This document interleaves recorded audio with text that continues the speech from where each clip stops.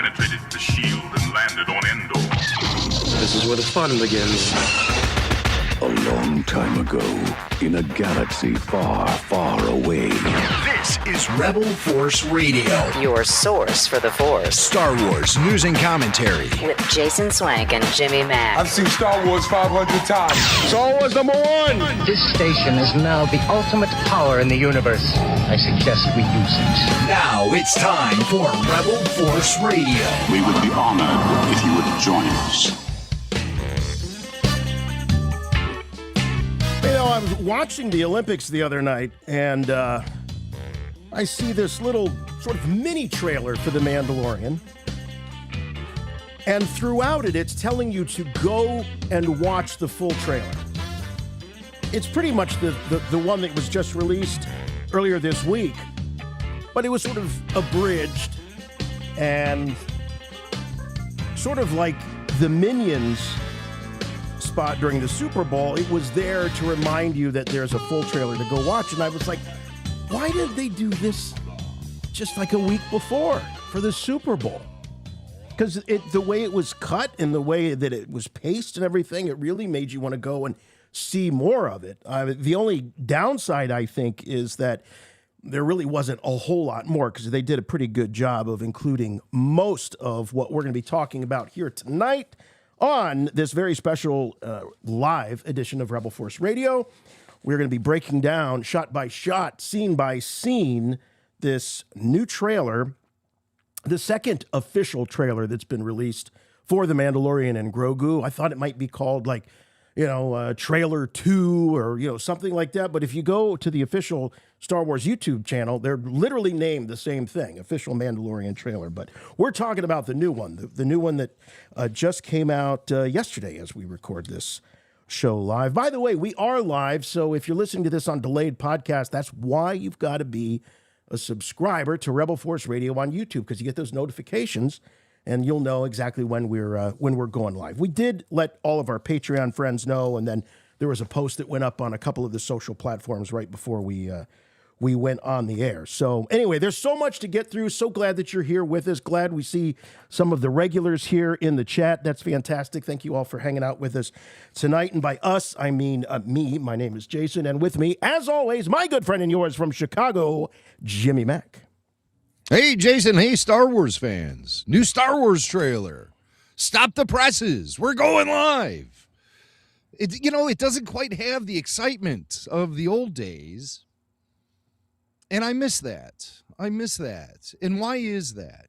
Why aren't we, why isn't it the cultural event that it once was? Is it because of oversaturation of Star Wars on streaming series via Disney Plus? Or is The Mandalorian and Grogu something kind of that we can file into been there, done that?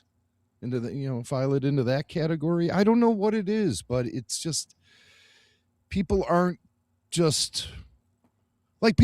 popping in to ask me what I thought of it. I'm having to tell people about it. Did you see it? Will you watch it and talk to me about it? Have you seen it yet?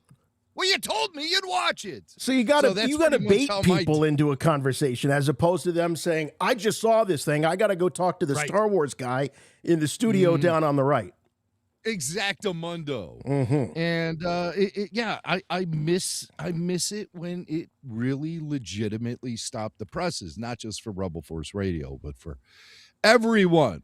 However, maybe we're just the cool kids now, maybe we're the insiders, maybe we know what's up, and we'll just leave it to society to catch up with us. And be, Johnny come lately, jump on the bandwagon when Star Wars gets hot and popular again. And we'll be standing there like, hey, we've been here the whole time. Yeah. What kept you? I mean, those are badges of honor for fandom. So we might be in the midst of something like that. Because I have the feeling that The Mandalorian is going to surprise people. And I have the feeling that the movie, when it's finally released, is going to pay off. And people will be like, oh, that was better than I thought it would be. I need to tell other people about it. So I hope that catches on and The Mandalorian regains its popularity that it once had.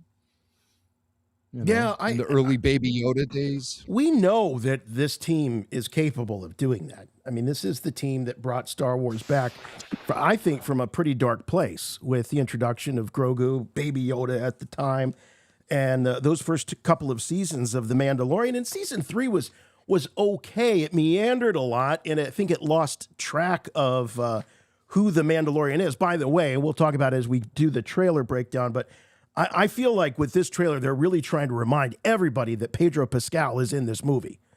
I think we see Pedro more in this trailer than we've seen him in all of Mando seasons 1, 2, and 3. Mm-hmm. Yeah. Yeah. And they didn't sit on it. They didn't keep that on the down low. They're letting you know right away that not only are you going to see Pedro Pascal's face, but you're going to see him in multiple scenes, in multiple situations. Yeah. Without the helmet on. Right. So I believe it's the Hutts who take it away from him. Maybe it's Embo. I don't know. It's hard to tell with the way they cut up. Yeah, these I know. trailers. It could go either way. But hey, since everybody is here, let's tell them about this big event we got coming up in May. We are going to be doing Rebel Force Radio. You know, you love the after shows. There's a new episode of a Star Wars television series dropping, or there's a new film, and we jump on the air and we take calls, just like we're doing right now. But we're going to do this live in front of an audience in Cleveland, Ohio, my hometown, Saturday, May 23rd, Mandalorian and Grogu after show live. So we're going to see the film sort of casually on Friday, kind of a meetup thing, sort of unofficial, official. And then Saturday is the show. More details coming next week, including, very likely, tickets will be on sale. But as we've been reminding everyone, tickets go on sale first to Patreon supporters of Rebel Force Radio, and then everybody gets, whatever's left over. But we got a little bit larger venue this time than the last time we were in Cleveland, mainly just so everybody gets a little bit of elbow room. Not looking to, blow the place out, but it will definitely make it a more comfortable experience. So looking forward to that. It is going to be awesome. I can't believe I'm getting Jimmy Mack back to Cleveland for, I think, the third time. I think this is, the fourth time. Maybe the fourth time. Definitely the third live show, but we did that Fan Expo together that one year. And we did a couple of panels there, so it was kind of like a live show. And then the world shut down 2 days later with the COVID pandemic. That's right. It sure did. I remember we rolled into that first panel with zero game plan whatsoever. None. And if I remember correctly, there was some hangover activity happening too. We just went up there and winged it. I think we did a pretty good job. Yeah. Yeah. And next thing you know, we're on stage with Emily Swallow, the armorer. Yeah. Yeah. Now that was a little awesome. bit more of a, that was a little more organized. We had to bring it. But yeah, we went up there. We just totally were winging it. I couldn't believe it. Yeah. So, but we won't be winging it at the Mandalorian and Grogu After Show Live happening May 23rd in Cleveland, Ohio. And we'll have a lot to say about the film, full-on RFR breakdown, and then we'll follow it up, of course, with listener feedback. But the cool thing is it'll be audience feedback with you guys there talking into a microphone. Our buddy Tyler Page will be there, but instead of the switchboard, he'll be controlling access to the mic. And it's going to be a good old time. So we want you all to come out to Cleveland for the Mandalorian and Grogu. Let's make this a big event. Let's make it a big whoop-de-doo. There's no Star Wars celebration happening this year. This is it, man. This is the biggest event for Star Wars in 2026. Hands down. Yeah. I don't care about the Mandalorian, the Darth Maul animated show, which I think is going to be great. And the Ahsoka show, which I hope will be a step up, maybe, in storytelling at least. Yeah. Let's get maybe second drafts of the scripts. That would be good. Yeah, maybe. Yeah, maybe they should think about punching it up a little bit and making sure that all the dots connect. But other than that, that show introduced a lot of cool characters like Shin Hati and Balin Skull and the Return of Thrawn. all that Oh, stuff. yeah. So I imagine season 2 is going to be pretty exciting. So lots of big things happening for Star Wars in 2026. But hands down, The Mandalorian and Grogu is the biggest deal for Star Wars in 2026. So we want you guys to join us in Cleveland. And when my son was little, he used to call it Cleveland with a G. Cleveland, like Klieg Lars. Cleveland, yeah. Yes. But, all right. Well, if Klieg Lars was ever like a warlord, he would probably name it Cleveland. That'd be his domain. Klieg Lars of Cleveland. It's very that'll definitely be an animated series. So yeah, don't give him ideas. Don't give him ideas. All right. Well, everybody is here to go over this trailer. So let's get started. By the way, as Mac mentioned earlier, we do have Tyler Page not just joining us in Cleveland, but he's here now with us to screen your calls. He is the official Rebel Force Radio program observer and call screener, so he'll be screening your calls. We'll get the switchboard turned on as we make it through the trailer, and you get a sense of kind of what maybe we've left, the scraps that we've left over that you want to pick up and talk about. But could be anything. Could be about this trailer. Could be about the Super Bowl trailer that might have been or could have been. It could be just about the movie in general and what you're looking forward to. So we're just making it all about Mandalorian and Grogu tonight. So thank you, Tyler, as always, for being here. Good to see you, Tyler. Tyler, do you have any tips for people who call in? Maybe you have a word of advice for people who maybe have never called in before, or maybe for those who have called in a lot of times but clearly annoyed us. Maybe you want to give, which is nobody, but you want to give anybody any advice who's going to call in? Yeah, just don't be on Bluetooth. Don't be driving a car if you can. And bring a real chill energy. I feel like real chill. Yeah, I don't know. Sometimes people get a little antsy. It's all right. We're just here to have a good time. So, I don't know. I agree with all that, but I kind of prefer a little antsy. I like a little antsy. A little nervous energy. Yeah, bring a little bit of that. Yeah, I like that. All right, Tyler. Well, we'll check in with you later after we break it all down and see what you thought of the trailer as well. But for now, you'll be busy manning the switchboard. Yes. All right. Well, let's get right to it. So we are going to really take this pretty much frame by frame for the most part here. So if you haven't seen the trailer, you're worried about being spoiled, this is not the show for you. And we will get into some of the dialogue. We won't be able to hear it right now, but believe me, our ears were definitely perked, and we were listening to all the clues that are in fairly sparse dialogue in this trailer. And we'll get to that in just a little bit. But here, we're here to talk about the visuals. So let's go ahead and get started. Or do we fight? All right. Sorry about that. It already started without it already started without us. All right. So, okay. So this first shot right here, right out of the gate, Jim, this is something we've not only seen in Star Wars, but we've seen in cinema and on television, but mainly in cinema. Like when you think about a big, grand shot of aircraft, you always think about it against that sunrise, sunset. Is this sunset, sunrise? I don't know what this is, but that would be sun setting. Jason. This would be the sun setting. Yeah, it's sun on the horizon. There you regardless. go. Right. Yeah, but I think it's setting. And yeah, you're right. I mean, we've seen it in a million things. It's very tropey at this point.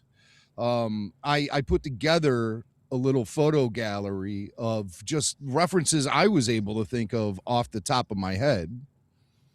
And the first one, obviously, is Apocalypse Now, which is the OG of these type of shots, I really think. I've heard word of there was a Japanese film from like 1970 that definitely had an inspirational shot of a helicopter flying up against the sunset. And there was a stuntman who was climbing up a rope ladder to get into the helicopter as it was being framed with the sun setting in the background. But the guy fell off the rope ladder to his death while they were shooting the film. Oh my gosh. And they released the film with the footage still in it. You know, they used to do that stuff. They'd be like, it's a good take. Really, all in all, I mean, despite the death of the stuntman, it's very expensive. That's what they pay insurance for, I guess. I don't know, but I've heard this thing happening. What was this movie? Oh gosh, I can't remember the name of it. It's something Thong. It's a Japanese movie, and the title is in Japanese. Okay. Yeah, go ahead. You could look it up. It's something Thong, and the guy fell to his death, and I couldn't find any imagery of that online. So I'm saying Apocalypse Now is where it all began. Francis Ford Coppola in the rice paddies, shooting those helicopters flying in with the dramatic sun setting in the background. There was a Nick Cage movie that came out called Firebirds, where you have the classic shot of the Huey helicopters, those military helicopters, flying toward the camera with the sun setting or rising, whatever, in the background, sun on the horizon, framed by clouds. Famous Roy Scheider movie, his name's Scheider. Yeah, Scheider, yeah. Roy Scheider movie from the 80s was Blue Thunder, and that was about this really souped up police helicopter, and they had a brief scene of it flying in front of the sun. The great Black Hawk Down by Ridley Scott, classic, yeah, featured a whole half dozen helicopters flying over the ocean with the sun setting in the background. Alien versus Predator. I forgot about this one. Yeah, me too. About this one. Me too. But briefly, you have a shot of a helicopter actually taking off with the sun in the background. One of my favorite from recent memory is Kong Skull Island, where you have helicopters and Kong. This is an awesome shot. It's I've a never great seen sequence. this movie, so yeah. Okay. Yeah, this is when they discover Kong on Skull Island. Wow. And is that a monkey? I think that's a line of dialogue from one of these helicopter pilots. And then, of course, like you said, Jason, it's not only a trope just in feature films, but in Star Wars itself, it's already been used in The Force Awakens, where we had TIE fighters flying in front of the setting sun. And so not only is this something we've seen in movies throughout history, but it's something we've already seen in Star Wars. So right out of the gate, I'm like, oh man, we were complaining that the footage released already felt like it kind of had a been there, done that vibe to it. Yeah. It felt like stuff we'd already seen before in prior episodes. And then when we have the shot of the X-Wing in front of the setting sun, it's a beautiful shot. I mean, I'm not complaining about it or anything. I think it's great, but that's the first thing we see in the trailer. And I'm like, this doesn't bode well for the trailer. It's not going to really show us anything fresh or original. They're already dipping into the tropes, and the trailer hasn't even started yet. Right. So again, I'm not coming at this trailer cynically at all. Well, but when you present a film trope like that, it's hard not to resist those reactions. But boy, does that look cool. You have 3 X-Wing, 4 X-Wing, and a Y-Wing there to the right. That's just a cool shot. Yeah. What a way cool shot. And then the trailer kicks in, and we're hearing too original trilogy music, which we've never heard in The Mandalorian before. For this trailer. And again, I recognize the fact that these trailers aren't always legitimately representative of the musical soundtrack we're going to get in the film. Oftentimes it's music has nothing to do with the music that you hear in the film, and it's composed by no names working at a production house that's not even officially associated with Disney or Lucasfilm. And so but they have the rights to use John Williams music, and they begin this trailer right away letting you know with the visual, the silhouette of these Star Wars fighter ships that are so well known, X-Wing, even with the S-foils in non-attack position, closed, docile position, still, passive position. It still creates that iconic silhouette. So they're really planting the seeds also right out of the gate that, hey, this is a Star Wars movie, okay? Don't kid yourself. We're going to give you a little taste of the John Williams music. We're going to show you some original trilogy X-Wings and a Y-Wing. Trope or not, it now all of a sudden the cool meter starts ticking up higher and higher. Yeah. And I appreciate it. Now, the original music thing. Jason, you were watching a Hasbro video from Toy Fair where they were recapping all of this is an official Hasbro release, and they're recapping all of the reveals that happened at Toy Fair last weekend. And you noticed that the Hasbro guy, the representative, whose name I don't know, you might know him, but he may have let something slip, right? Yeah, I think he did. So he was talking with one of the designers about how excited they are to see Star Wars back on the big screen. And in his exuberance, he gave us maybe a spoiler. And I say this because I'm not convinced that by this point, some of these guys working for Hasbro haven't seen longer clips or perhaps portions of the film. So I think this is coming from an informed place because he's certainly not very ambiguous about it. He comes right out and says it. So here's the clip. I am so excited to get back to that feeling, right, of hearing the traditional Star Wars score in movie theaters, hearing the Mando theme in a movie theater for the first time, because we've only heard that on Disney Plus so far. Yeah. Hearing the original music, hearing the Mando theme. Now, this video disappeared from YouTube for a little bit after it was initially put up. And I just assumed, I was texting with the Jedi Council, I just assumed that maybe it was something like this, or maybe some other detail that was given out, again, in their exuberance and their excitement for this, that perhaps was a spoiler or something they weren't supposed to say. But it went back up, and the run time's exactly the same. I scrubbed through it. I couldn't find anything that was really different. So who knows? But this is apparently information that's okay to be out there because, like I say, they did pull it down, and it's still there. So I just think that's interesting if we're going to be hearing both music from Ludwig van Göransson and from his name's not Van Göransson. Did I add the Van? It's just Ludwig Göransson, right? Ludwig Göransson, yeah. I mean, Van I call sounds... him Van Göransson. What?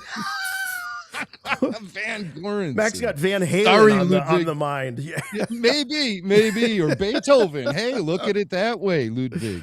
Yeah, Don't be insulted. Right. There you go. I may have made the Beeth oven slip happen right there.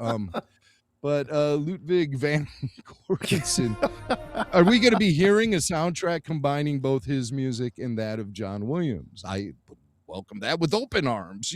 Yeah, let's do it. Let's have that's like having 2 tanks of oxygen for this movie. So I dig it. Right.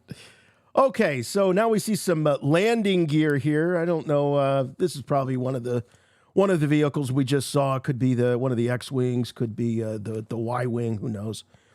But at any rate, the Razor Crest. Could be the Razor. Could be the Ghost. We know we got Zeb knocking around, so who knows? The Ghost. Wow. The Ghost, indeed. All right, we got a shot of a little astromech here. He's got a red dome. This guy, I believe. It's hard to make out, but I think, it's a red dome. So again, like you were saying, Mac, this puts you right into Star Wars. You got the iconic ships, the silhouettes of those ships, and then bang, you've got an astromech, and Star Wars has been copied a lot over the years, but when you see a droid that looks like this, a robot that looks like this, you know you're only watching Star Wars. For sure, for sure. And we did Mando see this little switches. moment. Yeah, Mando flipping his switches in the Ghost, and it leads to a little comedic exchange between he and Grogu.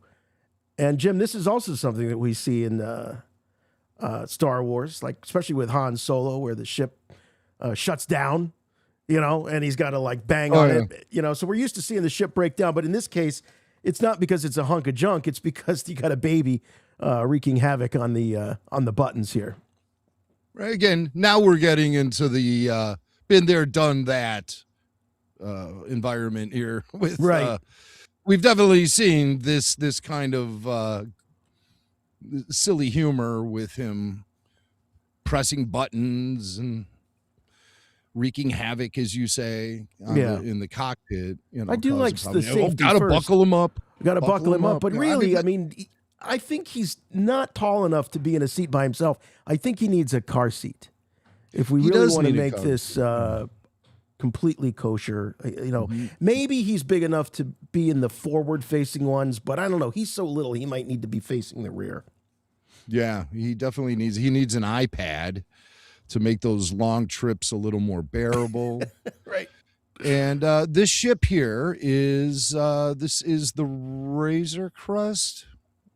Yes, Yeah, I mean, yes, or the Razor because Crest he always 2. had to, he would in the N1 Starfighter, he would have to put Baby Yoda into the little bubble astromech slot in the back. Yeah, where they had the bubble and everything. Still no sign of the N1 Starfighter. We'll go through this whole trailer and we won't see it. The Razor Crest is back. Yes, it is. And Favreau was at Toy Fair, and he got on stage and did a little promotion for the Mandalorian and Grogu. And he just says that regarding the Razor Crest, he just says Din's in a Razor Crest now, which is the ship that he originally had.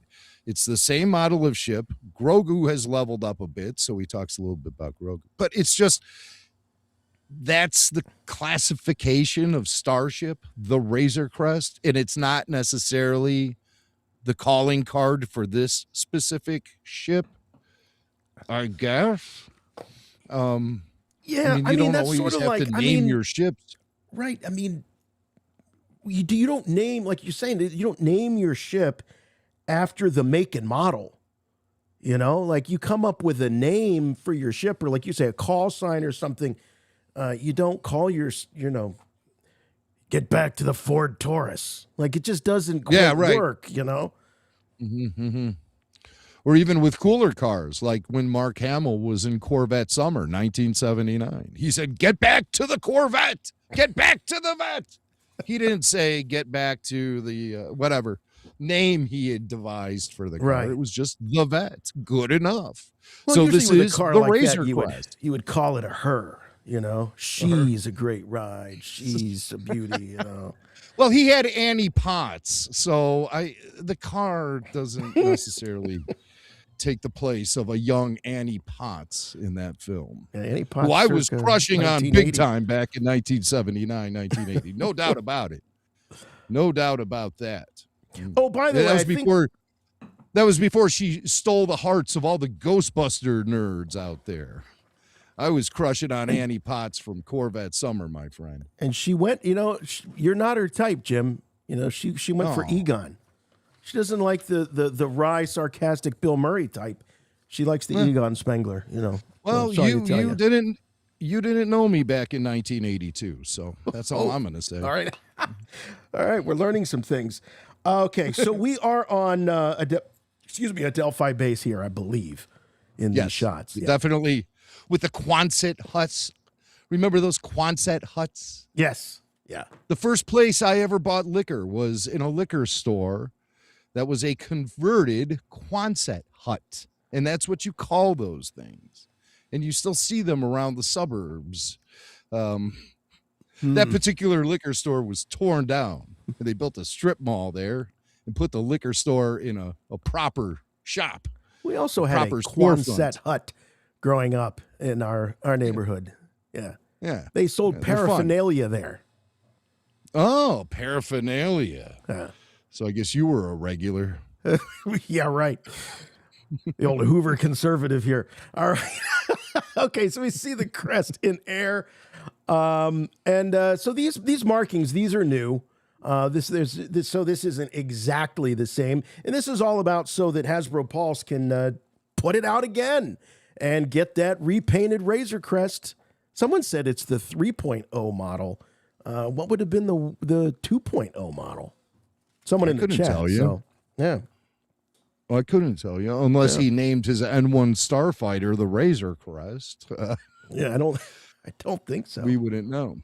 So what now? We have to do a whole new Hasbro Plus for the Razor crest with yellow stripes. I'm not playing this game anymore. I'm not doing it. I'm not doing it. For only $499, it can be yours, Jimmy Mac. Okay. So maybe they'll sell like a decal conversion kit for those of us who already made that. Would be, if they really loved us, they would do that. That's a great idea. That's a great. In fact, I bought speaking of Hasbro Pulse, I bought the Ecto One that goes with the Hasbro figures.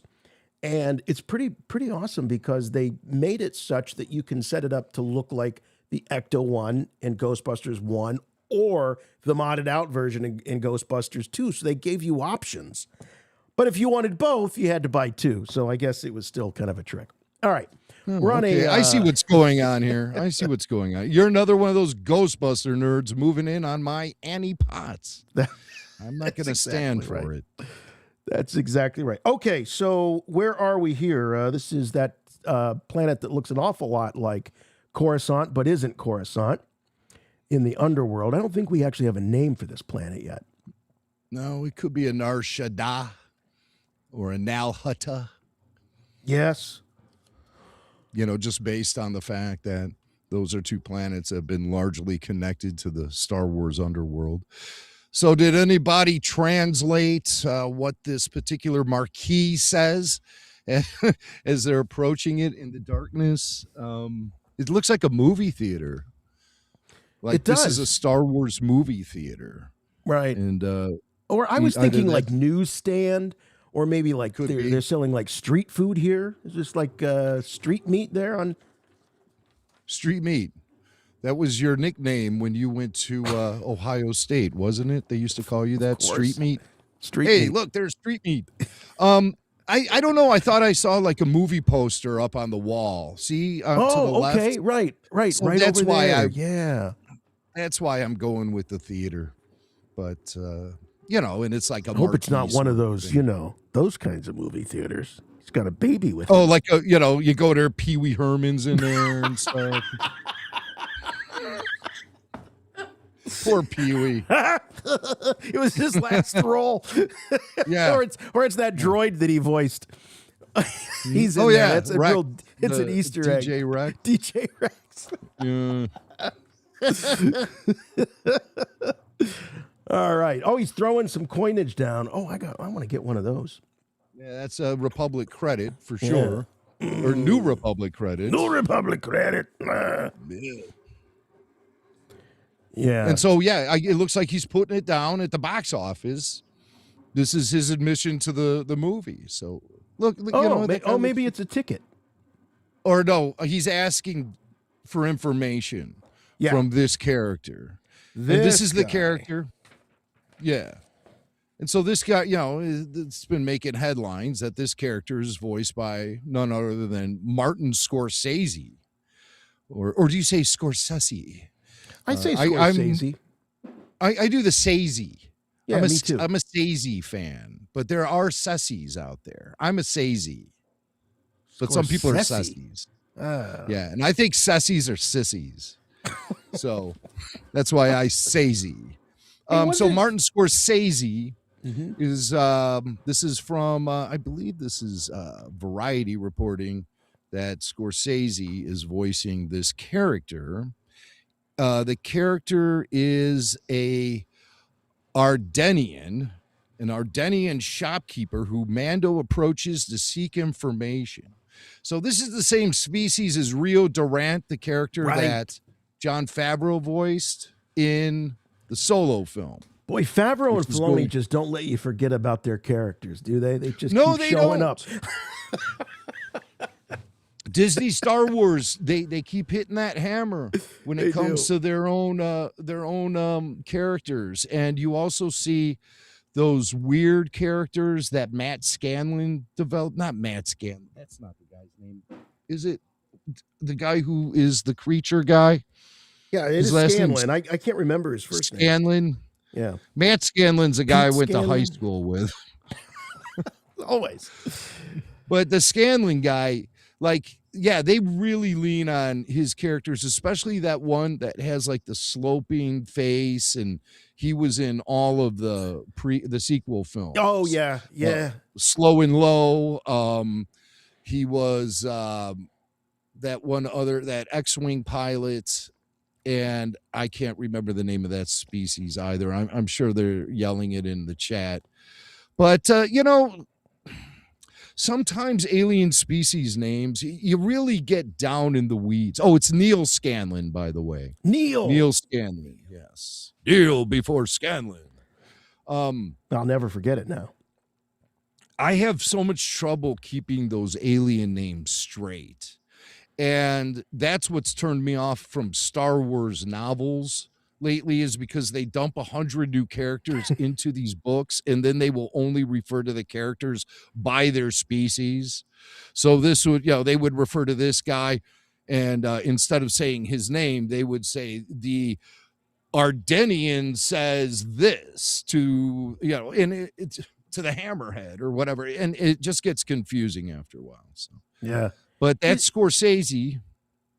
That is Scorsese, and we're going to be talking about it in a moment about Embo. He's showing up, and that's a Dave Filoni character. So again, these guys, they do not let go of their characters. That's what I'm saying here. No way. They keep coming back. So do we think those eyebrows on this little alien four-armed alien? Gotta be a tribute. That's got to be a tribute to Scorsese, right? Yeah. So Eugene Levy, I'm going with Scorsese. He's got the big... Eugene Levy? Is it Eugene Levy or Scorsese? It's a new game here on Rebel Force Radio. Levy or Scorsese? I took the audio down into the sound lab and isolated it, so you can clearly hear Marty Scorsese's voice in this clip. So here's a little bit of the dialogue. I can use some information. Whoa, for this price, I'll tell you whatever you want. I'm looking for a hut. Close for the night. Thank you. It's a cute cameo. It's a really cute cameo. And I wouldn't even care if I didn't know that it was Martin Scorsese, but I'll be honest, when the news hit that it was Scorsese, I think just on the backs of the Lizzo and the Tim Meadows and the Jack Black, I did roll the eyes back a little bit. Here we go, But if it's just one of these little,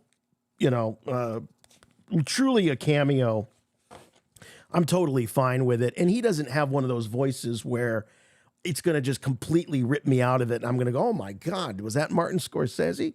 Oh, now I just said Sezi. No, it didn't rip me out of the trailer. That's for sure. I would never have known. No, it's I think it's a cool little voice cameo. It's not like slapping you upside the head saying, "Hey, Tim Meadows is talking to the Mandalorian." That's right. The ladies' man is talking to Din Djarin right now. I mean, now that one took me out of it. Because there was no attempt to disguise Tim Meadows. I mean, he was Tim Meadows. If you notice, there was a bottle of Courvoisier sitting on his desk. It was like they were really telegraphing it. Oh, man. But and Favreau, he loves to put his celebrity friends in Star Wars. And this voice cameo sort of reminds me of when John Leguizamo voiced that alien character at the beginning of Mando season 2. The one That's that right. Mando eventually just strings up from a lamppost and leaves him hanging there. So these vicious alley cats from whatever planet he was on rip John Leguizamo to pieces. And Leguizamo had 3 eyes or 1 eye. He had 1 eye in that. Remember, he was a guy working a deal. They were watching the Gamorrean guards sumo wrestling. Gamorrean guards sumo wrestling. Mm-hmm. Yeah. See, these are good ideas. This is the type of Star Wars stuff I like. And I think Marty Scorsese, it's really cool to hear him in Star Wars. Now, of course, the internet reacts, Oh, this is the guy who said the Marvel movies weren't cinema. This is the guy who hates all of that. It's like, well, wait a second. See, this is what I'm talking about. It's been so damaging to Star Wars ever since they started making Marvel movies, but more especially since Disney acquired both franchises, Marvel and Star Wars. Star Wars now is being consistently and constantly lumped in with Marvel. Yep. All day, every day. And that's been so damaging to the brand. And it's something that they don't manage very well at Disney. It's like almost like Disney cultivates this kind of thing. Oh, it's all the same thing. They try to run Star Wars like it's Marvel. They even put up a snarky tweet on X and Instagram earlier today, the Star Wars social media people, that said something like true cinema or something. Yeah, and it was a picture of this character. Like that. Yeah, right. Peak cinema. And it was a picture of this character. So, they're referencing those statements that Marty made, 5 or 6 years ago? Yeah. And he was talking specifically about Marvel movies.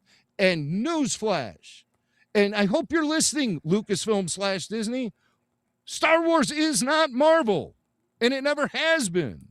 And that's really doing something to dilute the franchise, is by lumping it in and treating it like it's just another Marvel movie. All right, I'm off my soapbox. All right. Anyway, back to Martin Scorsese. No, it's great to hear that audio cleaned up without the music, because you can definitely tell that's Martin Scorsese. All right. So this is the dialogue that you just heard. He's asking for a hut. So clearly, Mando, and whatever mission he is on, involves the huts. And he's closed for business, this guy. And here we go. Now, this is the entry. I tell you what, the huts know how to create a foyer, because they sure do, man. They really sure do. It's and a doorway. Very dramatic. Yeah. Very dramatic. Now, who's that guy? Look, is he a Reese over there to the, he's armored up. I can't make him out, but he's on the right. These are guards of some These sort. are guards. They look mechanical to me. They do look mechanical now. Or they're a better look at them. I think they're droids. Yeah. I think they are droids, and I guess they couldn't just go for the Gamorrean guards there. Yeah, they're like steampunk Gamorrean robots. Yeah, and I think we see them in the first trailer, the teaser trailer. Oh, and they're throwing the stuff around. Or is that one of the creatures? I think Din is torching one with his blowtorch on his gauntlet, if I remember correctly, but I don't always remember correctly. Oh, so now we're back to the beginning. Oh, shoot. Oh, fat fingers here. Sorry about that. Oh, hey, that's okay. If you're joining us. Just to review what we've seen. Yes. There's the Scorsese. And we've determined it's Scorsese, not Scorsese. It's Sese, not Sessie. All right, here we go. Open sesame. And we see the huts right here. Wait a minute. Are these the two? Is this the brother-sister duo that we met previously in in Book of Boba Fett? Yeah, unconfirmed, but the way they're sitting on top of each other like they were. I thought they were only doing that for transportation purposes, but apparently it's something they do all the time. It's one of those families. These two slugs. All right. All right, let's go back and just get sitting around. Look at. Oh, God. Maybe they're Siamese. Like they're connected. Do they separate? Whoa, that would be so weird. A Siamese hut? To have a Siamese hut or a conjoined hut. Yes. I think, they're twins. They're twins. But I thought one's a female and one's a male, I believe.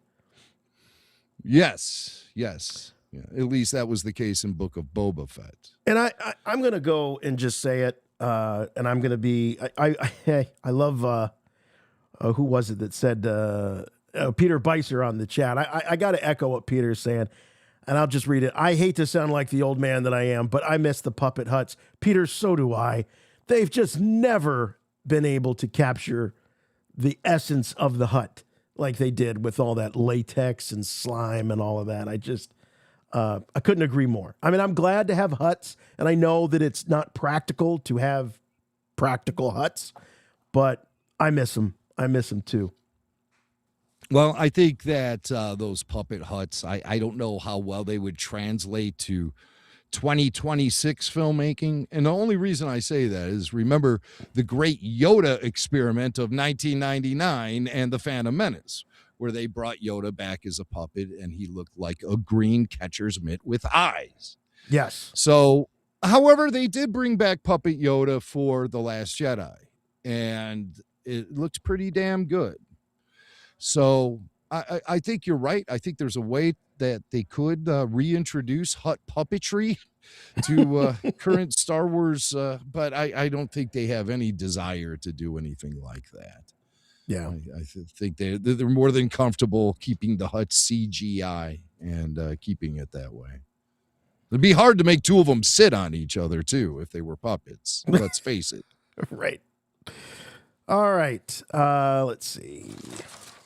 Having a little technical issue here with my cursor. It's fun, It's anytime a Star Wars character walks into a hut's lair, there's going to be a good time to be had. So here we are on that the ice planet.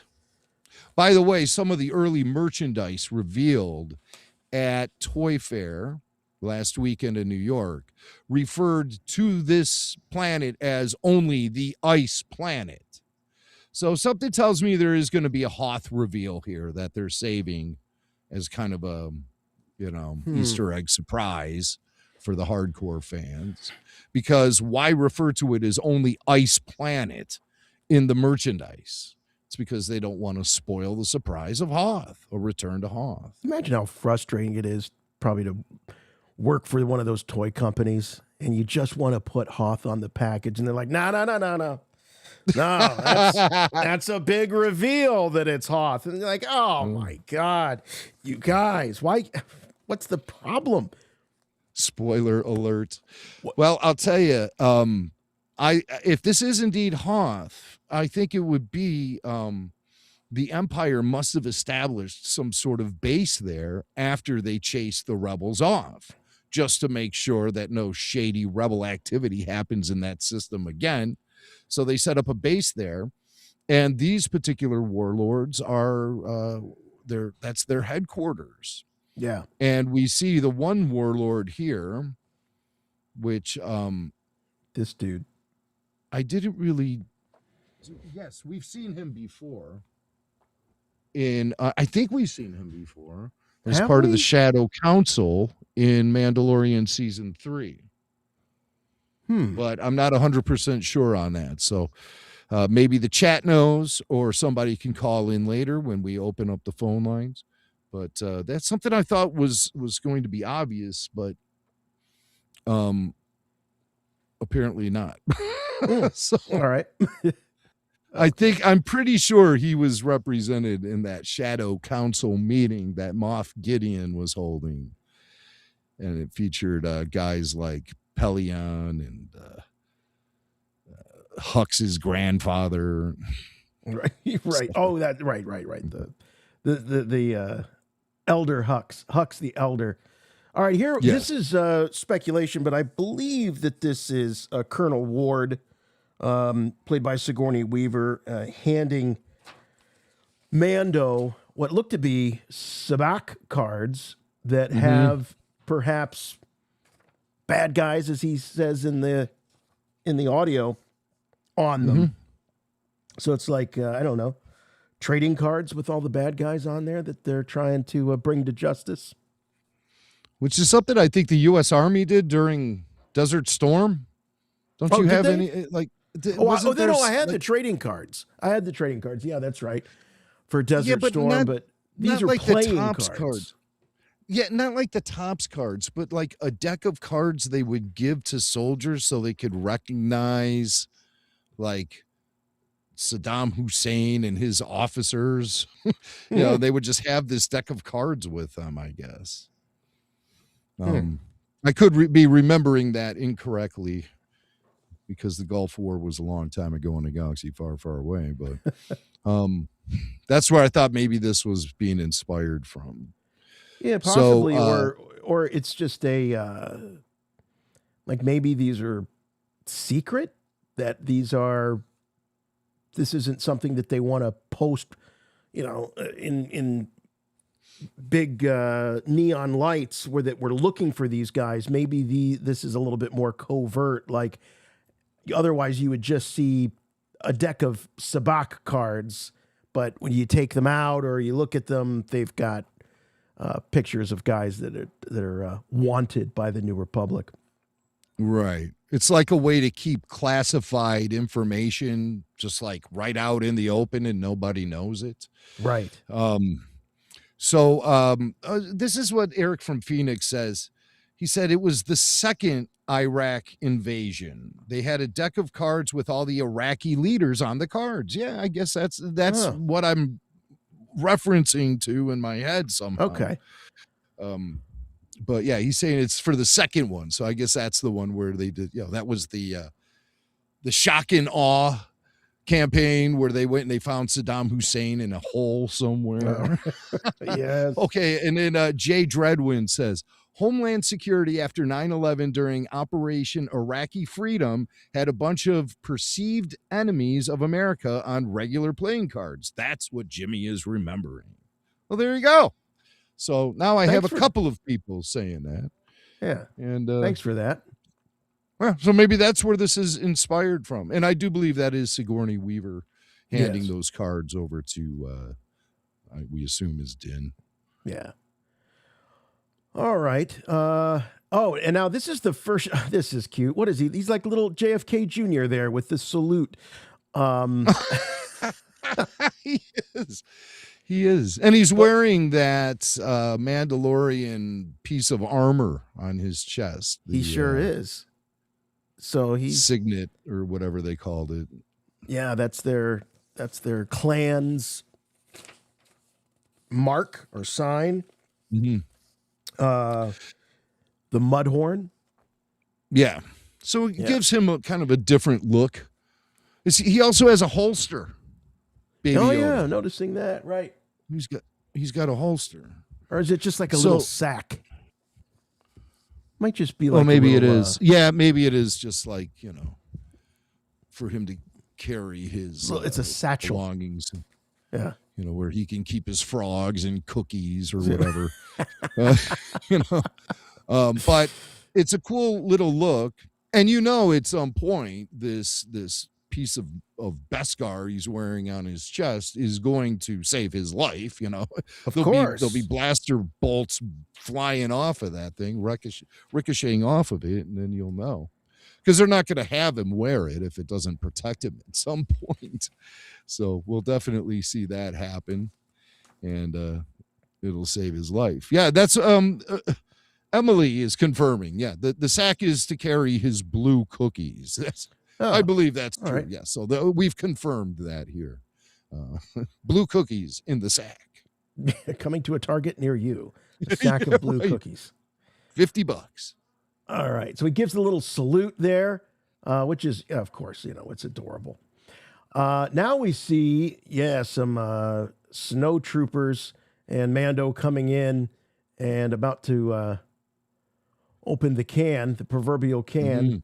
of oh yeah, so he knows how to make an entrance here, as he's got like some sort of flame and smoke effect, and he goes in and starts blasting, and then he does the ultimate badass thing where he just starts walking away, with the flames, and then just doesn't even look back, just shoots the trooper there on the ground. At first, I thought we were seeing a more compassionate Din Djarin, because he shoots the guy in the leg.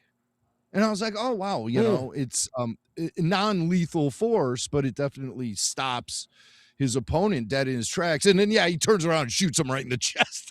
It's like, wow, that's like a James Bond kind of move almost. Yes. Yeah, he's not the kindler, gentler Din Djarin here. I don't know that we'll ever quite see that. I thought that's where we were going with all of this, but no. The trailer does not disappoint as far as that goes. Now, notice these new snow troopers, which are essentially the old snow troopers from the original trilogy, but they don't have that hood on their mask anymore. So you can kind of see like the little apparatus on their helmet. Right. Yes. I assume that, because I always wanted to go to Hoth Base and like go up to a snow trooper and sort of lift up that hood and look under there and then put it back down. Hey, don't touch that. Well, that's what makes them remnant snow troopers. That's how you know. Right. Remnant. So they can't afford the hoods anymore. The Empire doesn't have. Yeah, the budgets are much shrunken since the days of Palpatine. But that hood, if you've ever wondered what it's for, they've called it a breather hood in the past.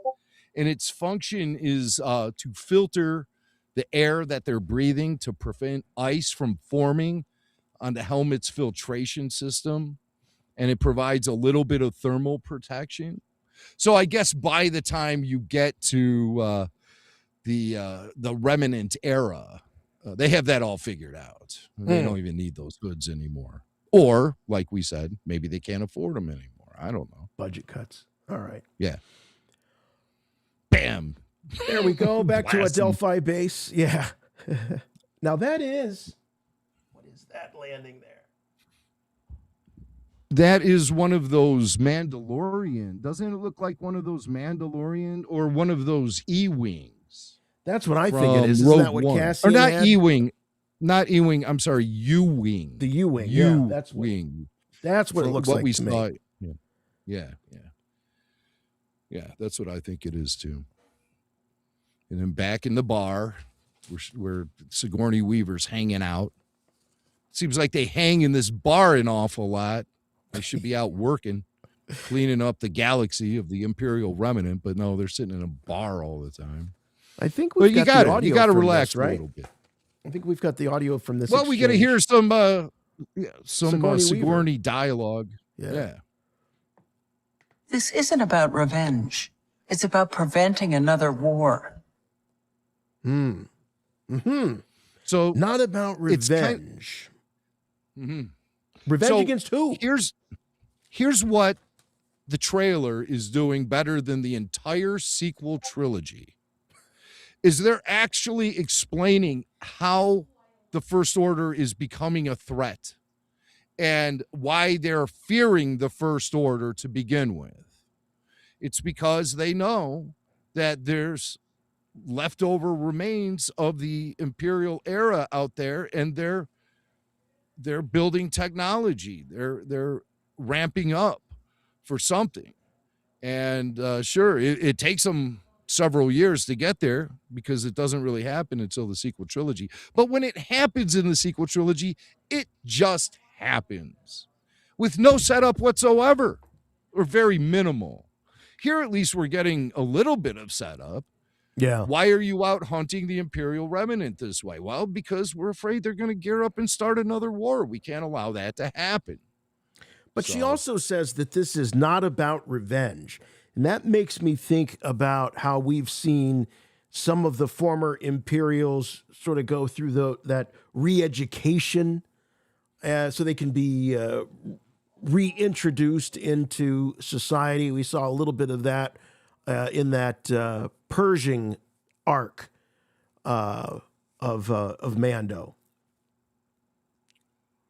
The Pershing arc.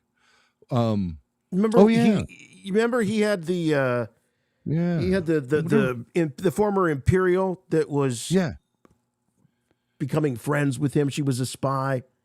Yes. But what we saw was a lot of suspicion by the New Republic officers as they were having to deal with these former Imperials. And so when she says this is not about revenge, it's about preventing another war, it makes me wonder if the idea is they realize that they can't be just scorched earth on these former Imperials, that there's a certain level of strategy and thought that has to go into this, because it's not about just, like she's saying, revenge against what they did to the galaxy. Yeah, I was looking at it in a much more smaller kind of way, where I was thinking, well, why does Din Djarin need to take revenge on the Empire or the Imperial remnant? Because they kidnapped Baby Yoda once. Well, I mean, that's all been settled. But you're looking at it in the bigger picture. It's not necessarily what they personally did to Din. It's the whole history of the Empire. They were out there blowing up planets and everything. Those kind of grudges run deep and don't go away just because you've blown up the Death Star and Palpatine's dead. It's those are scars that cut deep into the galaxy. And so naturally people see Imperials. I would imagine the response to seeing one would be much like when Baze Malbus sees Booty Rook for the first time and wants to just rip them apart, and they're in separate jail cells. He's like, let me at him. Right. So I think that's a big time attitude that's going throughout the galaxy post Imperial era as well. So that's where the revenge is coming from. Revenge for the decades of terror that the Empire unleashed on the galaxy. All right. So we go out of here and we see a shot of Grogu. What is he? Is this like a hangar bay or something? Where is he? Yeah, they're back on the ice planet. Oh, I see. Yes, right. Oh, and he comes up against a mouse droid here. Yeah, like an all-terrain mouse droid. It's like a four-wheeler mouse droid. So we'll be seeing these things on the convention center floor, I'm sure, within weeks. The all-terrain mouse droid. RC. Eric from Phoenix has a good point. He says that maybe the revenge is for the death of Greef Karga. Maybe that's what Mando is being admonished about. Okay. So Greef is dead, and he's grieving Greef.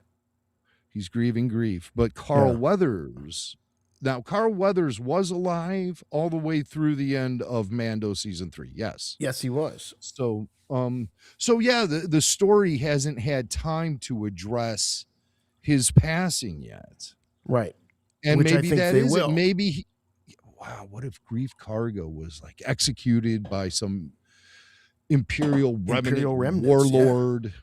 Yeah. Now that would be an interesting motivation to set up the entire story, or just at least to introduce whoever the villains are going to be in this film. It's going to be the Imperial warlords, and we presume the Hutts, and I presume Embo works for the Hutts. We'll see him in a few minutes.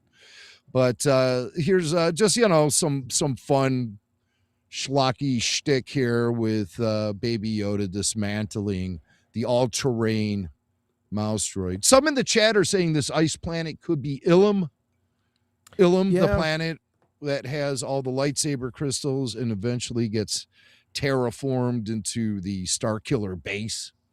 But wouldn't they already be working? Maybe we'll see Starkiller base under construction. Yeah, maybe in the chat they're on to something here. Maybe the Mandalorian and Grogu will do a lot to provide some foundation and backbone to the sequel trilogy, which it so desperately needs. Yeah, I'm definitely hoping for that. I would love to see that. And hey, look, we've pointed it out before. The Clone Wars did a lot for the prequel trilogy. The prequel trilogy looks much, much better because of the Clone Wars having happened, that whole series. So if this era, if this Filoni Favreau era can do the same for the sequel trilogy, I'm all for it. We're stuck with the sequel trilogy. You know, it's not like it's going anywhere.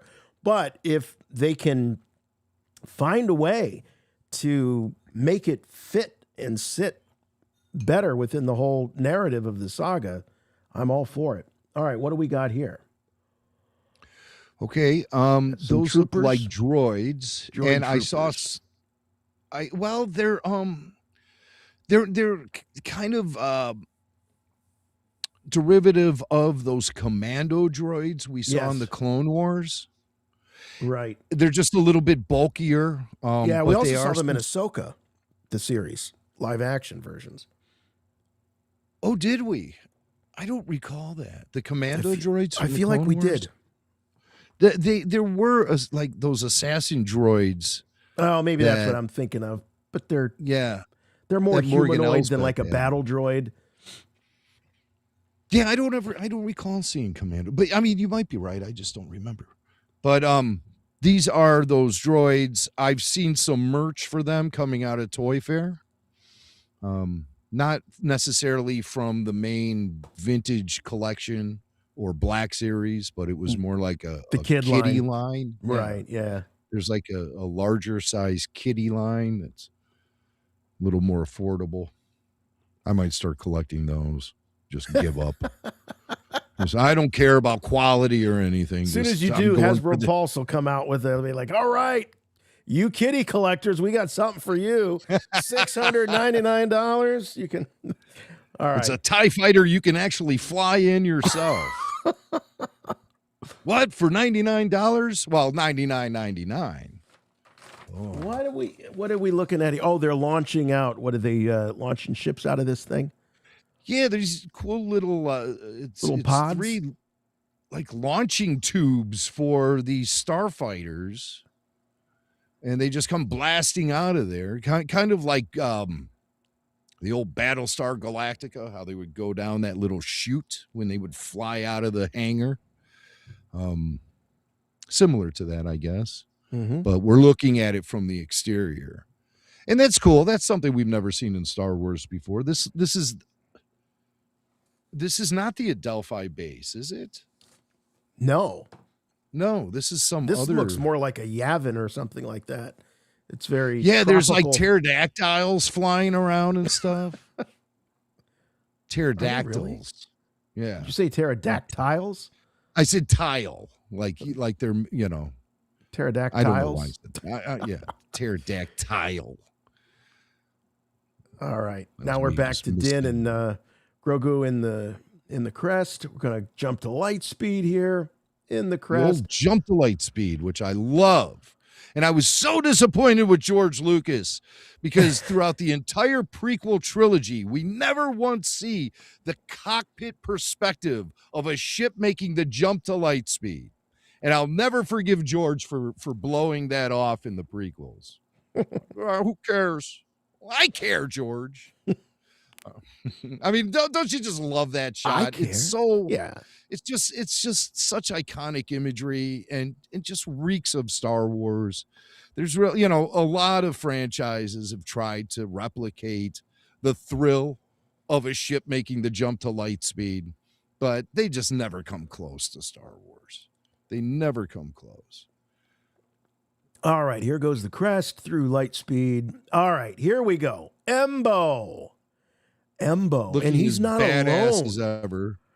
Yeah, he's not alone. And, you can see the ears of his little furry friend there. Oh yeah, he's got that wolf. He's got the wolf. Yeah, Filoni added that wolf the second time we see Embo. I saw an old interview of Filoni online today, and he was talking about how he didn't tell anybody for the long. I didn't tell the crew that I was doing the voice for Embo. it was a scratch track, and that was me. Maybe he likes wolves. I don't know. But I think the second time we meet him, he has this wolf. And does anyone remember the wolf's name? No. I have it, but I think that it's wrong. Well, say it, and maybe it's right. Merrick. I will. What's it called? Merrick. Marrok. And I don't think that's correct because we've got Merrick, who's an inquisitor. Yeah. They wouldn't have used the same name, would they? I don't know. Now, I don't, I mean, George Lucas, how many characters had the last name Antilles? I mean, there is tradition here when it comes to Star Wars. I mean, how many characters? He had a few characters named Bale running around. He had a few characters named Lars. It was just so, lots of Antilles. The Captain Antilles and the Bale Antilles. Yeah. That threw me for years, back in like the early 90s and late 80s as I was revisiting Star Wars and West End game stuff was coming out, all that. I was like, what? So who's. Hasbro at Toy Fair, they announced that they're doing retro figures of Wedge Antilles and Captain Antilles, and they made the announcement of both of them at the same time. So it's like, hey, it's the Antilles boys. All right, I'm seeing in the chat that it is indeed Merrick. It's pronounced the same as the Inquisitor, but only with one R, whereas Merrick, we all know, Merrick the Inquisitor, spells his name with two R's. Oh, it's only one R? Only one R. Well, see, here's my theory. Okay. The wolf and the Inquisitor are the same. And so Merrick. What is this, Lady Hawk all of a sudden? Well, no, because he is fueled by that green smoky energy from the Night Sisters. And with that energy, he can transform into a wolf. It's like Teen Wolf, notice it's nighttime in this shot.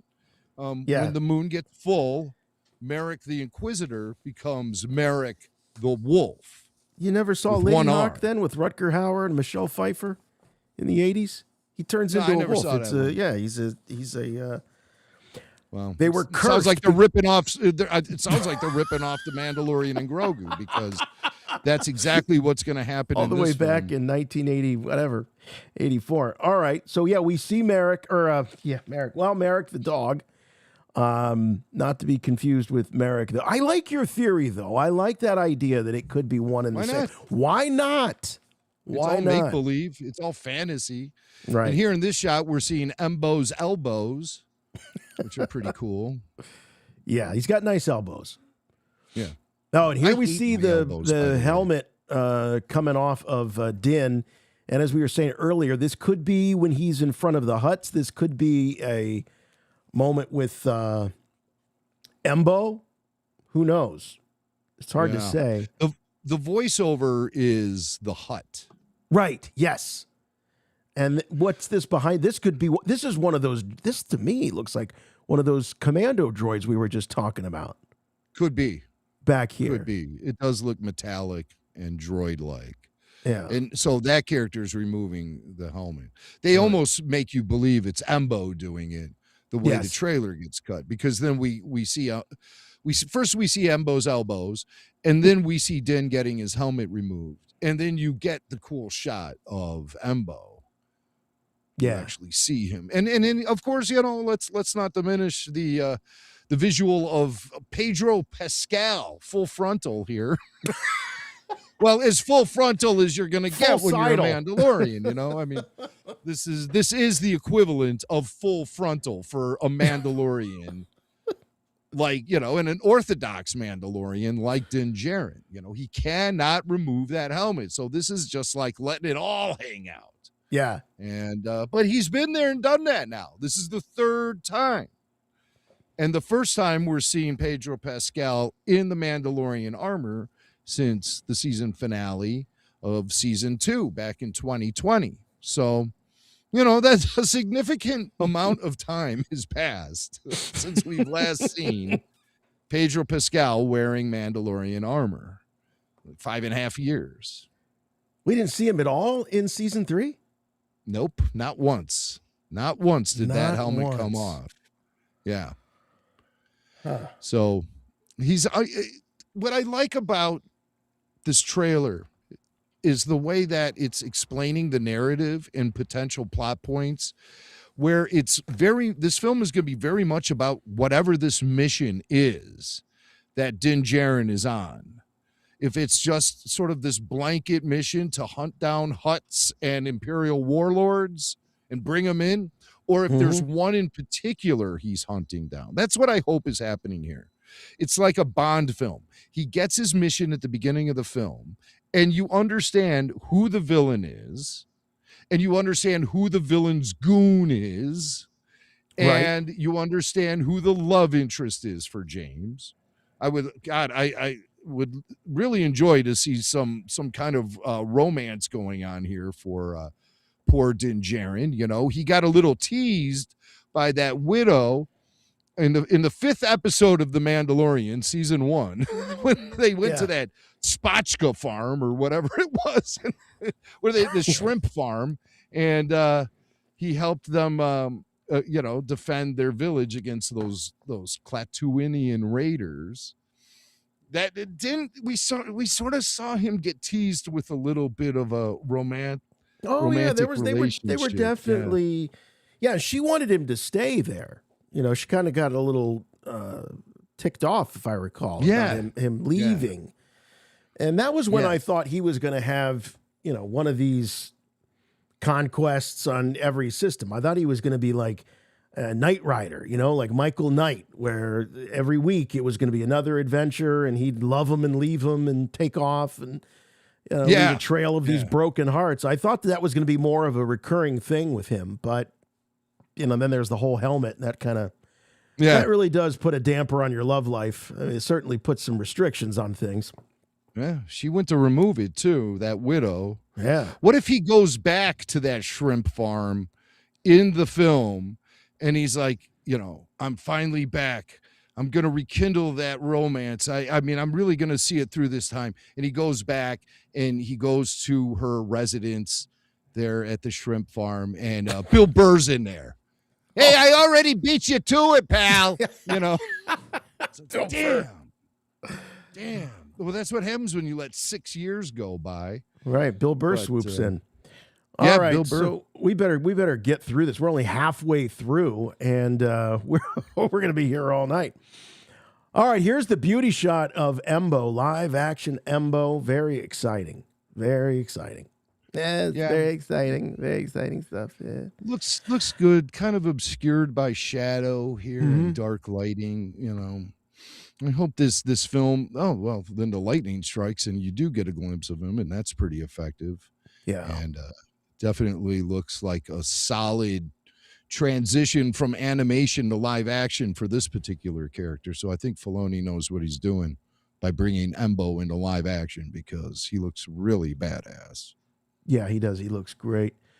And certainly is making a big entrance here for a villain. I don't know if he's the big bad. A lot of people keep asking, well, who's the big bad of this movie?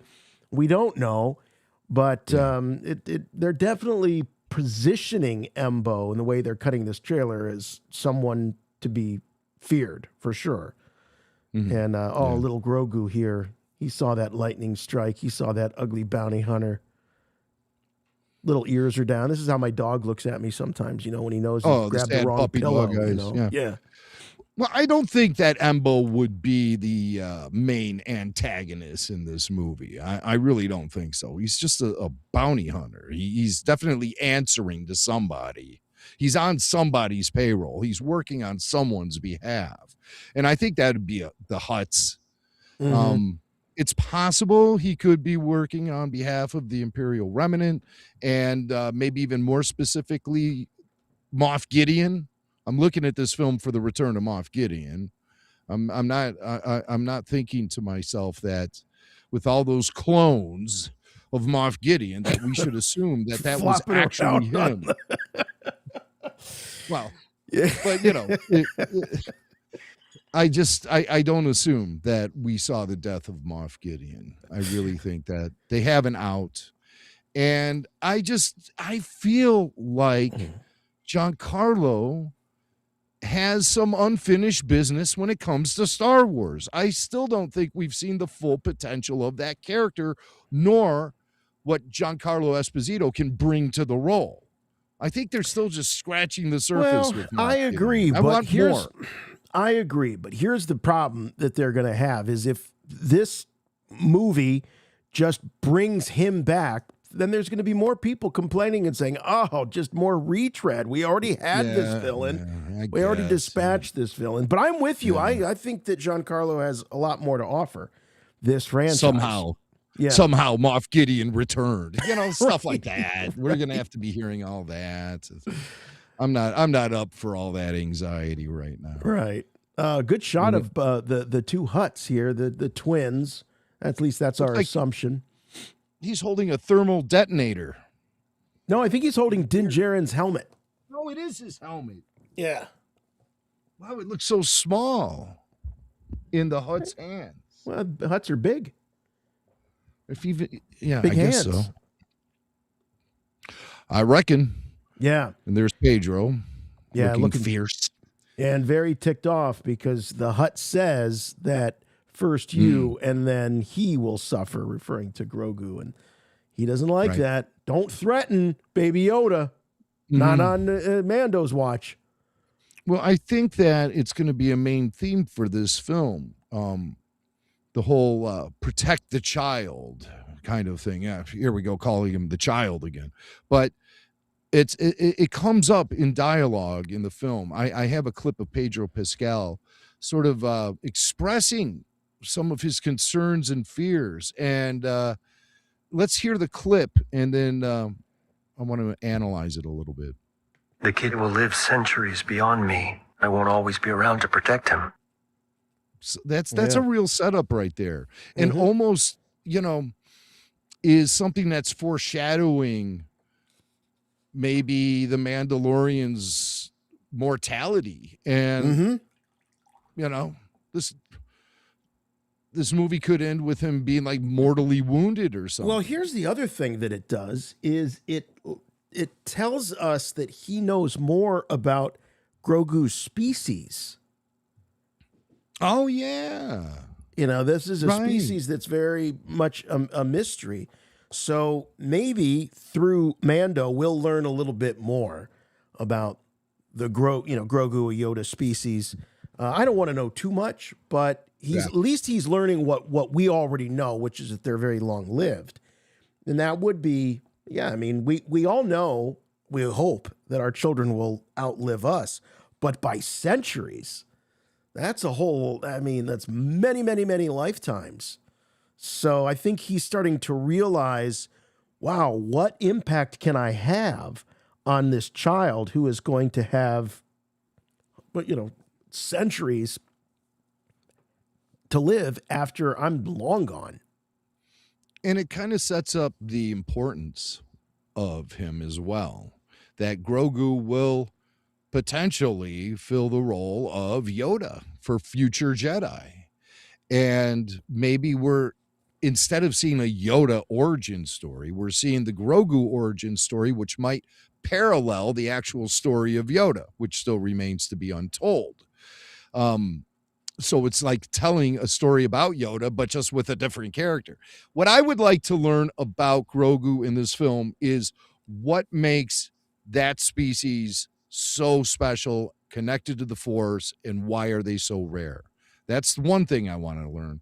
The second thing I want to learn is, where did he come from? Who are his parents? And what happened after he was taken from the Jedi Temple? And how did he end up in that pram in possession of gangsters? What's going on here? How did all of that go down? There are still so many huge holes in that little character's history. Yeah. That That I'd probably like to learn those character specific facts about Grogu before I learn anything about the species or their connection to the Force or anything like that. I just want these holes to be filled because it's been 6 years now, 5.5 or whatever, since the show made its debut back in 2019, and I feel very incomplete at this point. Yeah, there's a limit to how much I want to know. I think, especially in recent years, more times than not, when they do make a reveal, I'm more disappointed. If the payoff's going to be great, then I'm all for it. But I'm also okay with it remaining a mystery if they don't have a good payoff. All righty, so he's getting ticked off. Here we go on May 22nd. That's the day before the big Rebel Force Radio live event in Cleveland. May 22nd. Oh, this is pretty cool. So him getting suited up, you know, with Baby the Yoda. gadgetry, Baby Yoda getting all suited up. He's got some sort of a gauntlet, with some sort of gadget. Who knows? I don't think this is a flamethrower. It could be like some sort of a dart or some sort of a laser pistol blaster. Yeah. Mm-hmm. But, so definitely embracing more of the Mandalorian culture than the Yeah. Jedi culture. That's for sure. So For sure. I wonder if he'll actually get a helmet at some point in this film. Oh, yeah. With the ears I don't know. sticking Can out. Yeah, I know. Can we? I mean, how far can they push it before it's just completely ridiculous, right? I mean, I'm sorry, there are some natural limits to this. You know, I know George was concerned about when he made Yoda fight finally in Attack of the Clones. He was concerned that it would look ridiculous and people would laugh at it, but it didn't, and it worked. But I love this. This is very like I don't know, like the superhero getting all decked out, like he pulls the shield out from, looks like where he stores it away, like in his back or under the folds of his of his collar or something. I don't know. This is getting me like, you know, the old Adam West Batman show, and he would just like pull stuff out of nowhere. It's like, where did that giant shield come from? Yeah. It was stored away in his utility belt. It's kind of similar to a scene or two that we saw in the Book of Boba Fett when Boba Fett emerged from the Bacta tank and they showed him getting suited up, complete with musical cues that were synced up to him sliding on different bits of armor and weaponry. Yeah. Well, and you see that a lot in Batman movies. You know, there's always a scene where Batman's getting the costume on. Yeah. All righty. So what do we got? We got some explosions. This is the moment in the trailer where it's just a lot of action. Oh, hey. Yeah, We got some freaks. He's with those Babu freaks or Babu fricks that we see in season 3. They're back, and they're in a speeder. They have a Babu frick size speeder, and they're just cruising along. That speeder actually looks like a shrunken down version of the original Star Tours ship. That, like, you know, and it has a sidecar. It appears. But the sidecar fits more. It fits many people or many. Right. It fits 3. Right. Yeah. So the speeder is the smaller part of the ship, and the sidecar is the larger part of the thing. I'm confusing myself. I don't know which is the sidecar now that I keep looking at it. I think the driver is on the one side, and the sidecar is where Grogu and the other two Anzellans, right? Is that what they are? Yes. Yeah. I just call them Babu fricks. The Babu fricks. Yeah. But this will be a ride at Disney, I'm sure. I think the Chicago area Babu freaks need a ride like this. Well, oh yeah, we could show up at events, parades, go to White Sox Star Wars Day. What are the guys that always show up in the parades in the little carts and they wear the little hats, the little fezzes? Oh yeah, the Shriners. The Shriners, yeah. Well, you could be the Babu freaks, You could show up at local parades. We could get kicked out of local parades if you know the freaks. All right, so here we go. They're having a good time. Now, this is an interesting sequence. So we see Baby Yoda.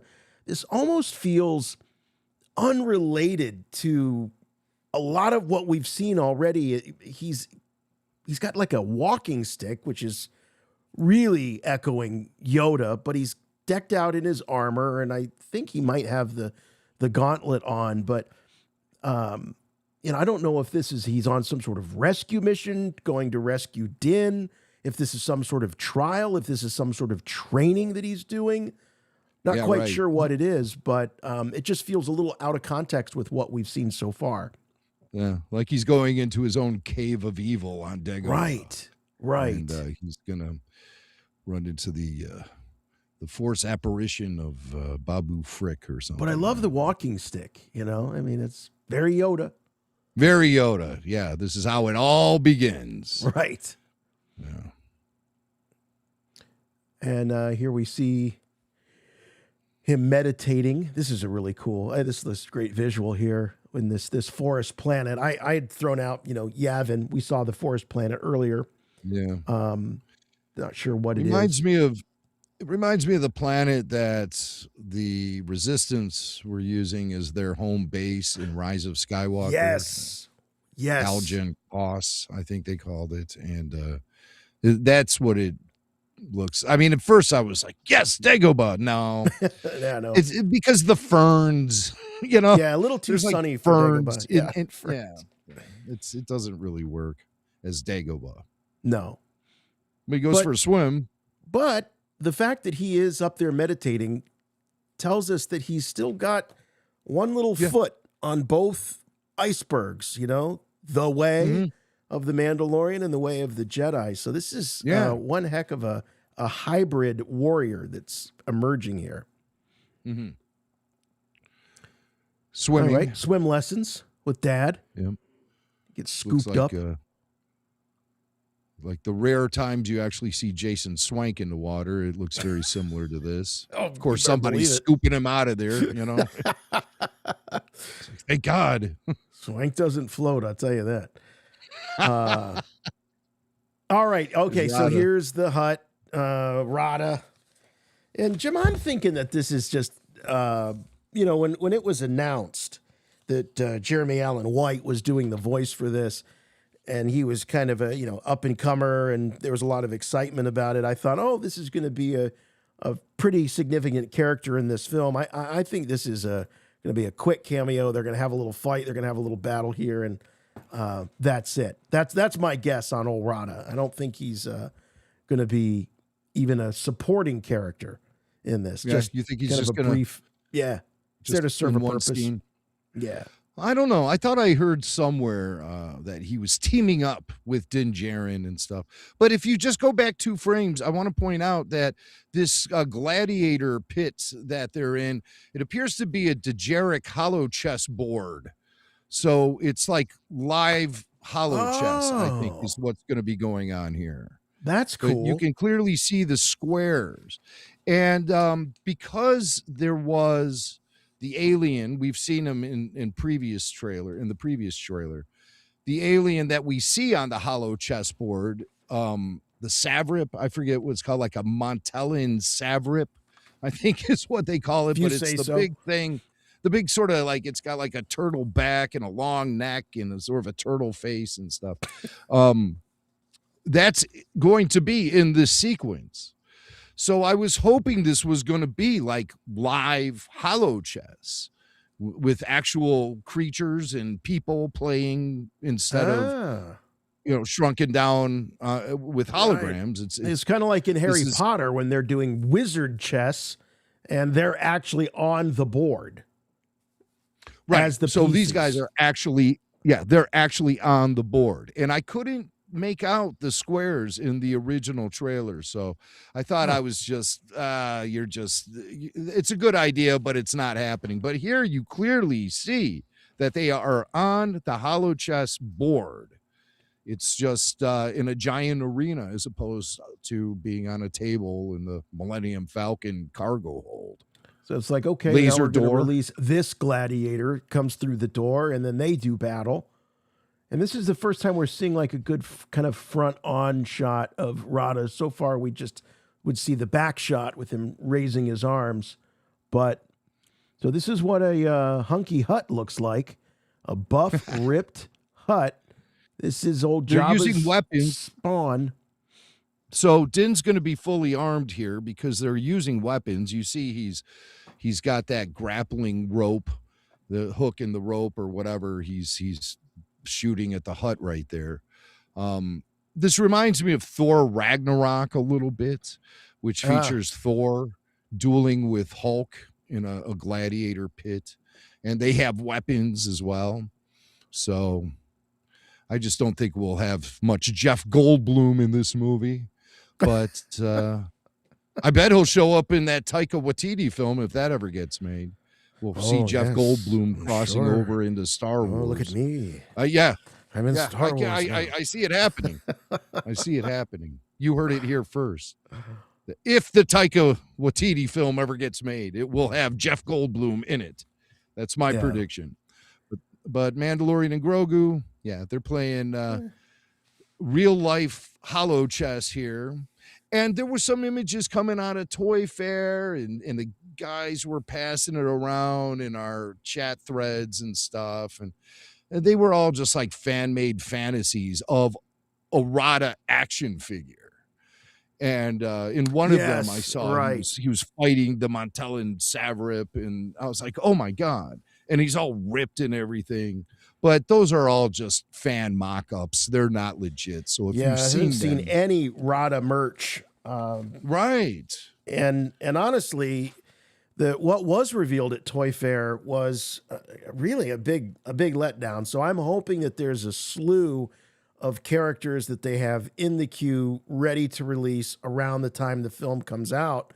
Because, I mean, what did we get? We got a couple of Remnant Troopers, which are just variants of figures we already have. We've got another Mando. They're phoning it in. I mean, phoning it in with, Stormtroopers is going to be part of your big launch for the next Star Wars film, and you're giving us Stormtroopers? Come on. And, of course, we've all had the Mandalorian and Grogu in our collections for how long? 6 years now or whatever. I mean, there was just nothing to the Toy Fair announcements. So no, and I don't. Yeah, it was very weak. So there's San Diego Comic-Con, but that's all the way out there in end of July, August, and by that point, Mandalorian and Grogu will be streaming on Disney Plus. So right. Just doesn't feel like they're going to have a big push. If the merch push happens, it's going to be in that the junior kind of kid line, Jim, that you were talking about earlier. I don't see it happening within the vintage collection or the Black Series, to tell you the truth. Yeah. So you're telling me don't expect some big hyped up event, Midnight Madness at Toys R Us? Nope. Not at all. No midnight, no madness, no Toys R Us. Well, you can bring your own madness to midnight, but it's not going to be Star Wars toys, I can tell you that. Mm-hmm. All right, so we got this battle going on. Okay, this guy, now our own Kyle Newman, he sent this to us last night, and he believes this to be based on a character from the Droids series. Oh my God, this that it alien? Might be, yes, this alien he believes is this guy who was, I don't believe this figure actually got made. I think it was a prototype that we're looking at here, and this was part of the wave that never happened. But this Do is... we know what his name is? Yeah, this is Vlix On-Card. Vlix On-Card. Okay. So anyway, Kyle and some others were talking about it, that could be who we're looking at, or at least the same species as old Vlix. Yeah. Vlix On-Card. No, that's not Vlix. That is not Vlix. I have confirmed that is not Vlix. Vlix No, I know is what a you're large... saying. I know what you're saying. But Vlix, the way he looked on the cartoon, was not the way that the Vlix prototype action figure was designed. So this is based on the action figure, oh, dear not Lord. the actual That's a prototype. character.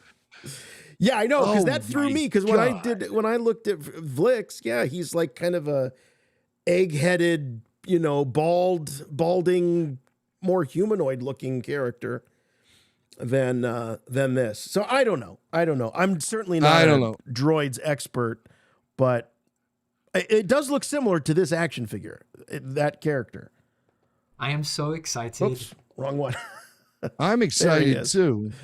I'm excited. Hold on, let me back this up. So that is what they're saying is. All right. Well, I'm not able to confirm that. Cool looking character. It looks like he's sitting in some sort of a chair, like he's an older guy, and I think he asks Grogu, "Are you scared?" And it's speaking of all the Yoda callbacks.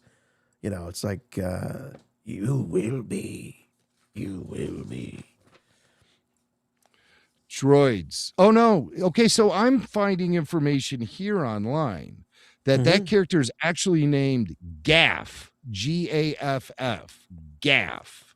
Ah. And it was an unproduced Droids vintage counter action figure from the mid 80s. But yes, I'm finding. Oh, so I was half right. Okay. Gaff. So yeah, it is. Vlix is a different unproduced. Okay. Vlix actually was produced, but not available in the States. Oh, all right. That's clear as mud. Okay. All right. Yeah, I know. I'm sorry, but that's Gaff. So that's Gaff, and very well could be based on that prototype action figure. Interesting. Maybe. I like the connection either way. Well, we know Filoni loves throwing in those action figure, Kenner action figure references. Did it all through Clone Wars and into Rebels. Mm-hmm. And Favreau too, obviously having Din Djarin using the blaster rifle that he used in the holiday special. I mean, that's a deep cut. So it wouldn't be surprising to me if they are indeed looking at some character designs from the old Droids cartoon.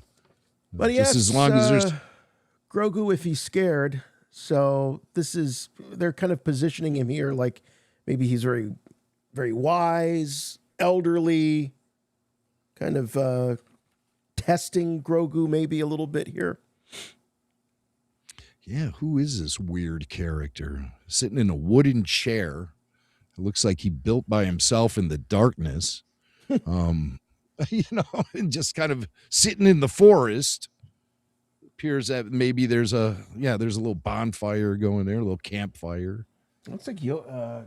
Grogu's eating something there. Yeah. He's always eating something. So he's a hungry little bugger. It's a fish. He's got a fish laying there.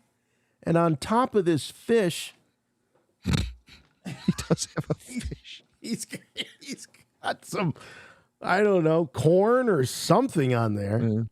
I think those are bite marks on the fish. I think he's just been chowing away. Oh yeah, at the maybe fish. it is. Yeah, that's the fish innards there. Yeah, that's fish guts. meat. Okay. He's having a little Star Wars sushi there is what's happening. Good old Grogu. Did we talk about how this planet might actually be Nal Hutta? That's possibly. The chat's talking about that. That's a possibility because there are swamps in Nal Hutta. Yeah, I always thought Nal Hutta was more of like a city sort of thing. But you have Nal Hutta and you have Nar Shaddaa, and I might be confusing the two. Emily says that that alien looks like something from Dark Crystal, and I'd have to agree. Yeah, I have to agree. Yeah, he's got definitely DC vibes.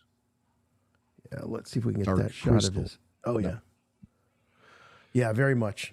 All right. Oh, and here's what is this? This is the this big dragon snake thing. Yeah, I think it's cool. Snakes are really becoming a big deal in Star Wars lately.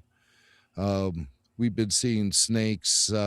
Really, the first snake we ever see is in season 4 of the Clone Wars, there was the snake that was trying to lead Savage Opress to, Opress was looking for Darth Maul in the garbage heaps, and he came across that talking snake creature. I think his name was Moray or something. Yeah. Remember that? Yeah. And from what I can recall, that's the first like sentient snake species that we see in Star Wars. I'm not saying that this giant snake we see here is a sentient species, but it looks to be much larger than even the snake we see in The Rise of Skywalker, which I believe to date has been the largest snake we've seen in Star Wars.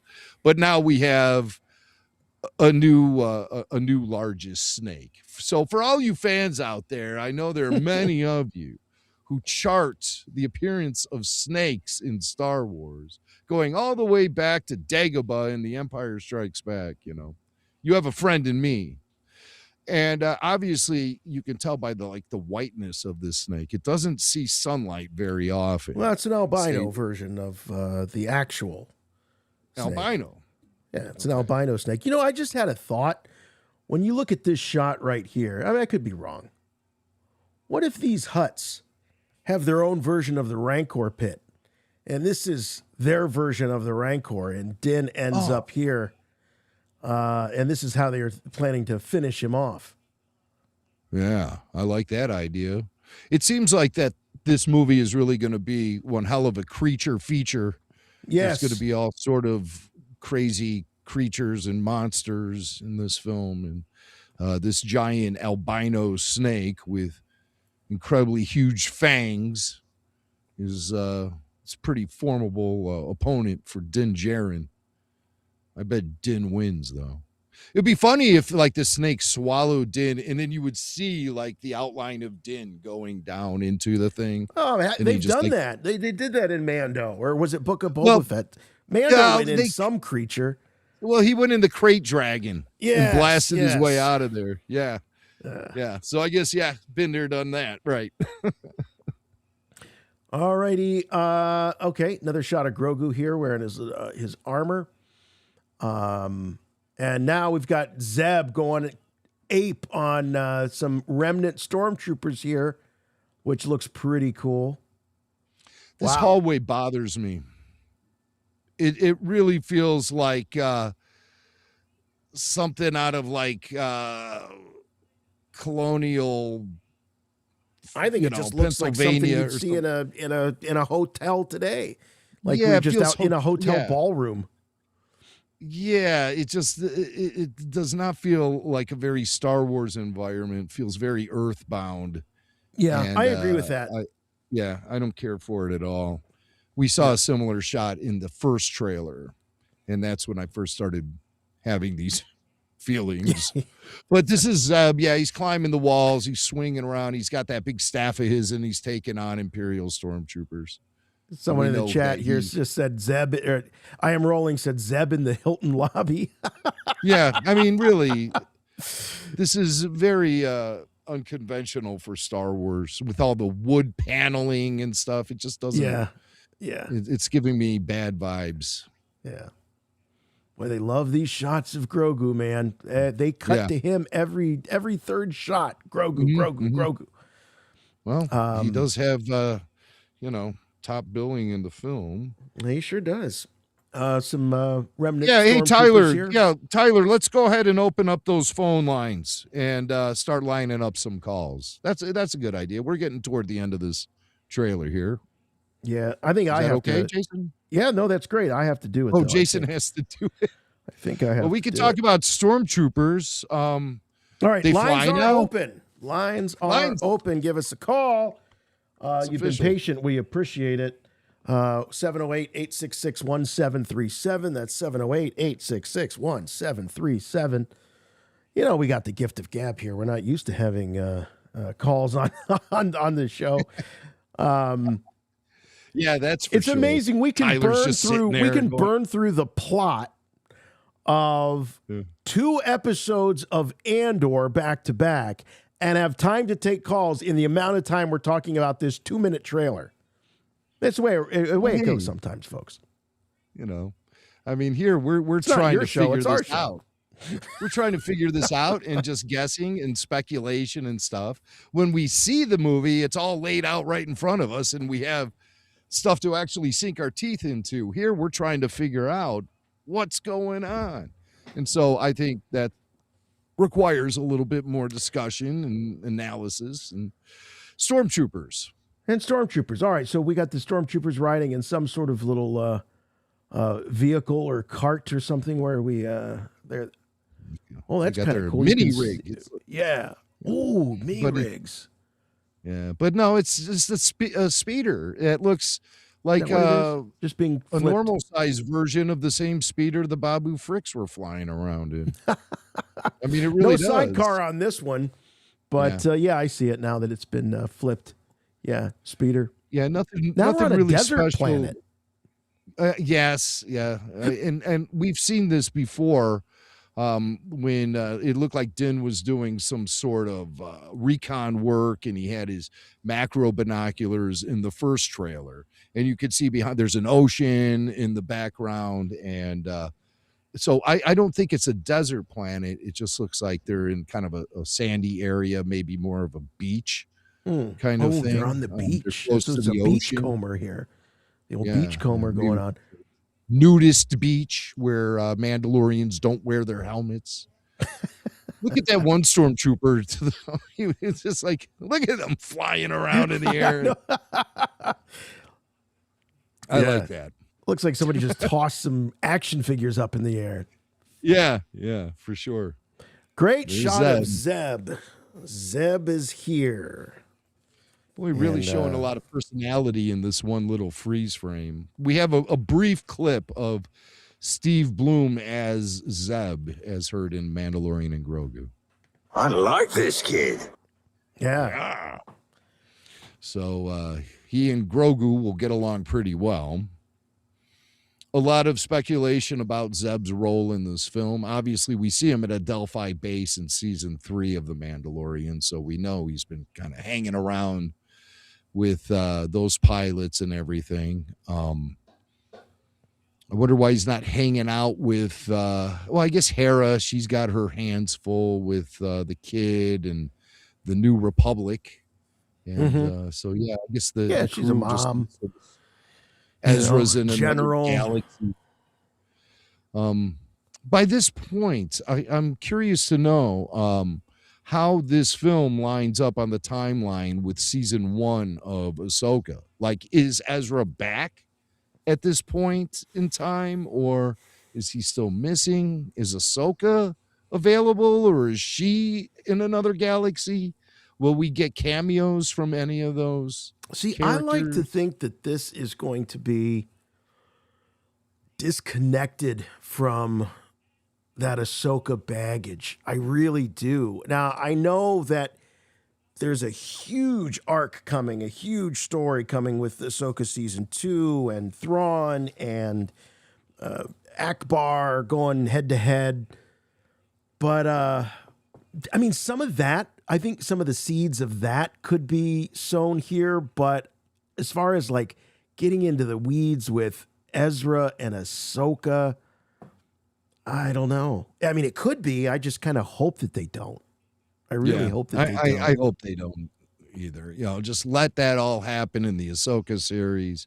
We got Zeb in this one, and that's all we need. That's good right. enough. All right. So there's Zeb looking fine in that leather coat there.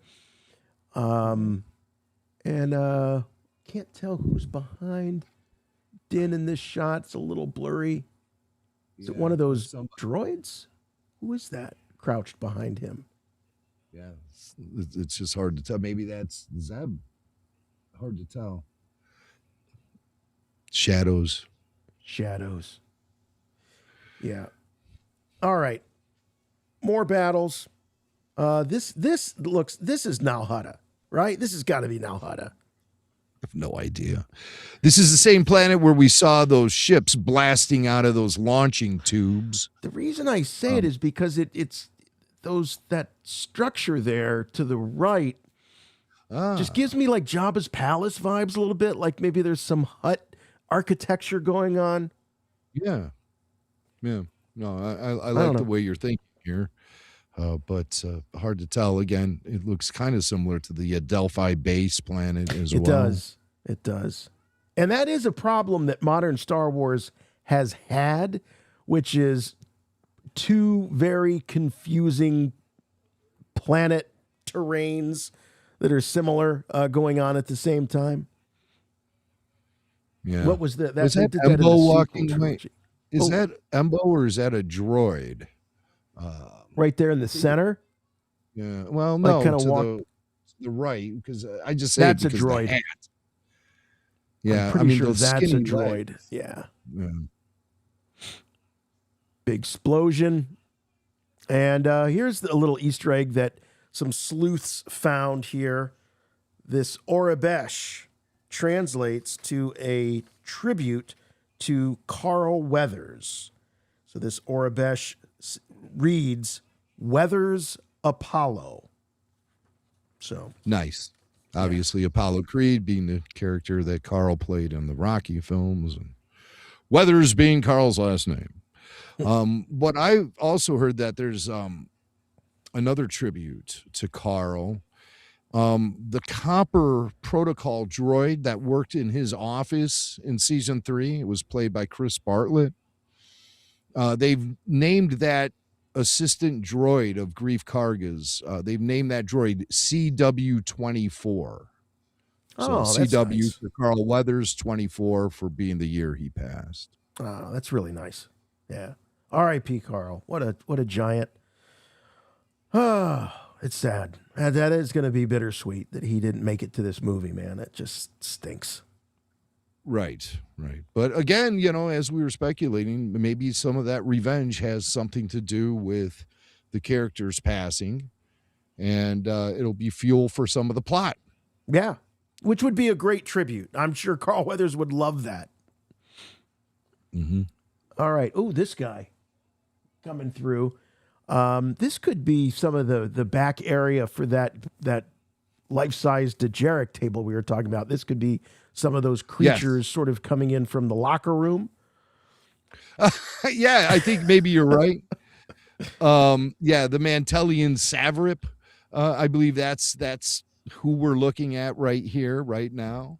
And of course, he was a creature that we've seen previously on the Hollow Chess table, but now we're seeing it for the first time in live action here in The Mandalorian and Grogu. I believe so that's now the it kind of flips this on its head, because so the Dejarik table we see on the Millennium Falcon is a at-home game version of these big gladiator battles. It's not that this is a big version of, a big in real life version of the Dejarik table. It's the other way around. Well, I think it's just it's like some rich warlord or some rich guy getting his jollies off by having real life fight to the death Dejarik happening. I think it's the other way around. I think the game on the Falcon is what is inspiring this particular okay. Gladiator. Are you talking about in-universe, or are you talking about the creatives? I was talking about in-universe. What were you talking about?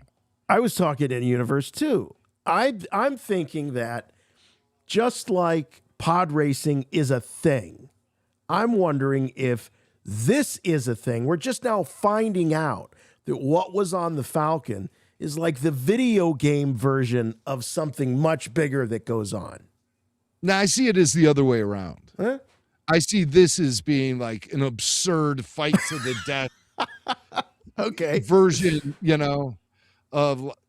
it'd be like if you took that game Mousetrap and you built it in a warehouse and had people play it, that would be fun. Oh, well, to the death, that wouldn't be so fun. Wins. Yeah. Yeah.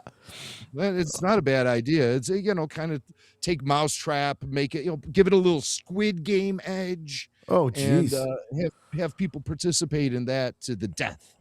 Here's a great sequence with this little Rhodian I love this. I think this is my favorite part of the whole trailer. Is this sequence where the little Rhodian is being strolled through the city here by mom, and they get freaked out. Look at that little guy. So is it okay if we call this character? Is it okay if we call this character Baby Greedo? Oh, I mean, is there anything wrong with that? We gotta have. Is Favreau going to be saying in interviews, it's not Greedo. Greedo's a different character. That's not Greedo. But the fans, they're just going to do whatever they do. You know? Maybe they're just going to go full on Muppet Babies, and we're going to have baby versions of all these Star Wars characters. You know, Baby Reese, right? Baby Biff. They're going to live in an orphanage or in a nursery.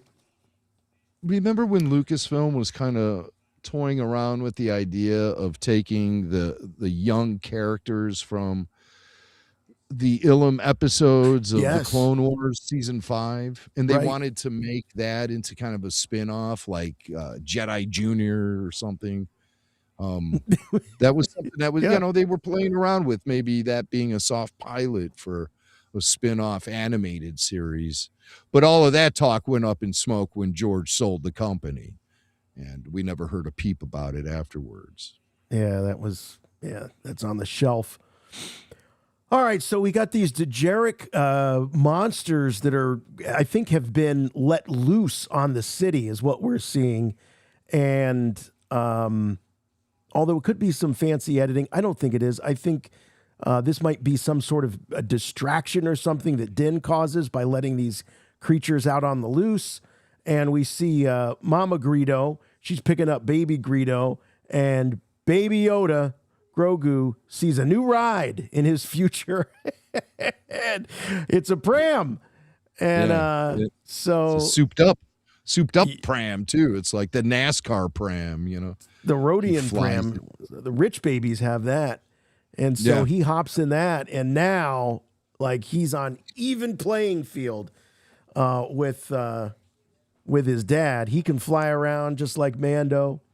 And so he takes off in this pram to go after, I think, that creature. I think they're trying to save the city folk or escape. I don't know. So maybe it wasn't Din that would have set the monsters loose. Maybe he's trying to help the situation. But they're definitely, this is like Rampage wreaking havoc in the city. I love it. So yes, you were right, Jim. I mean, just monster mania here in this movie. Yeah. Creature feature on steroids. I think that's what we're signing up for in a few months. And cool footage of Din flying.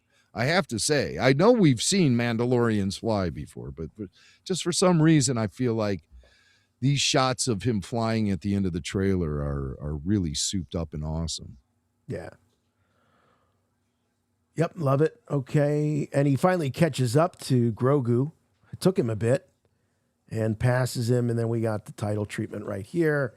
Mandalorian and Grogu. And of course, you know, what's a Baby Yoda moment without a little food humor and snacking? That's right. He's got the macrons.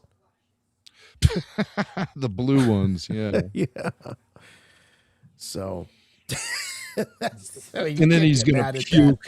Gonna puke them up. Too cute. You can't imagine that in IMAX. Forge for see IMAX. it on the biggest, see it on the biggest screen possible, Baby Yoda. That would be the Words stinger for that you'd IMAX. put in there for that.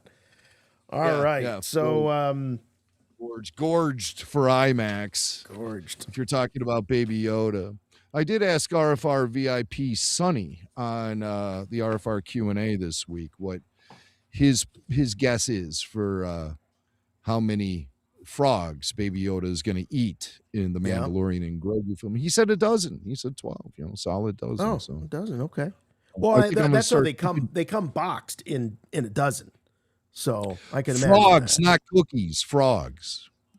No, I'm talking about frogs. You can get them boxed. Sure. Boy, you guys know where to shop, man. Where do you get that? Costco? Where do you get that? Yeah, Sam's Club. All right. Let's go to the phones. We've got a couple of callers. Yes, someone that said, are they still live? Yeah, we are still live. And we want to take your call. So pulse. your I do thoughts. have a pulse. Did you check I it? can confirm. Still alive. Okay. Still alive. I have a pulse. Still alive. So, all right, let's talk to, who do we got on the line? I think we've got, oh my gosh, is it possible that we have Blake? Hey, Blake. Kid Blake? Hello, Blake. Let me make sure. Maybe I'm waiting. He wants. Oh, hello. Who's this? It sounds like Teen Blake. What? Can you hear? Blake, can you hear us? Yeah. Okay. Yeah. All right. Here you are. All right. Thanks, Blake. Thanks for your patience. I was waiting for the theme song. That's what I thought you were I'm waiting sorry. for. You know, we did it when you were a kid with that little cute voice, but I guess we can do it. Why not? It's time for Blake's For all time's sake. Guy's waiting for his There'll theme always song. be time. Always be time for Blake's Blake. How you doing, Blake? I'm doing good. How about you guys? Great. Oh, great. great. Just made it through. You've the heard what trailer. we had to say about the Mandalorian trailer, so naturally we know you have a lot to say. What are you, a freshman now? Yep, I am. It's unbelievable. Wow. He doesn't have that School's voice treating anymore. You well? Yeah. School's treating you well? Yep, it is actually. Good. Well, I'm glad you're It's having a lot good year. different than I'm middle glad- school, but it's fun. Yeah, a lot different. Have you met any Star Wars fans amongst your high school classmates?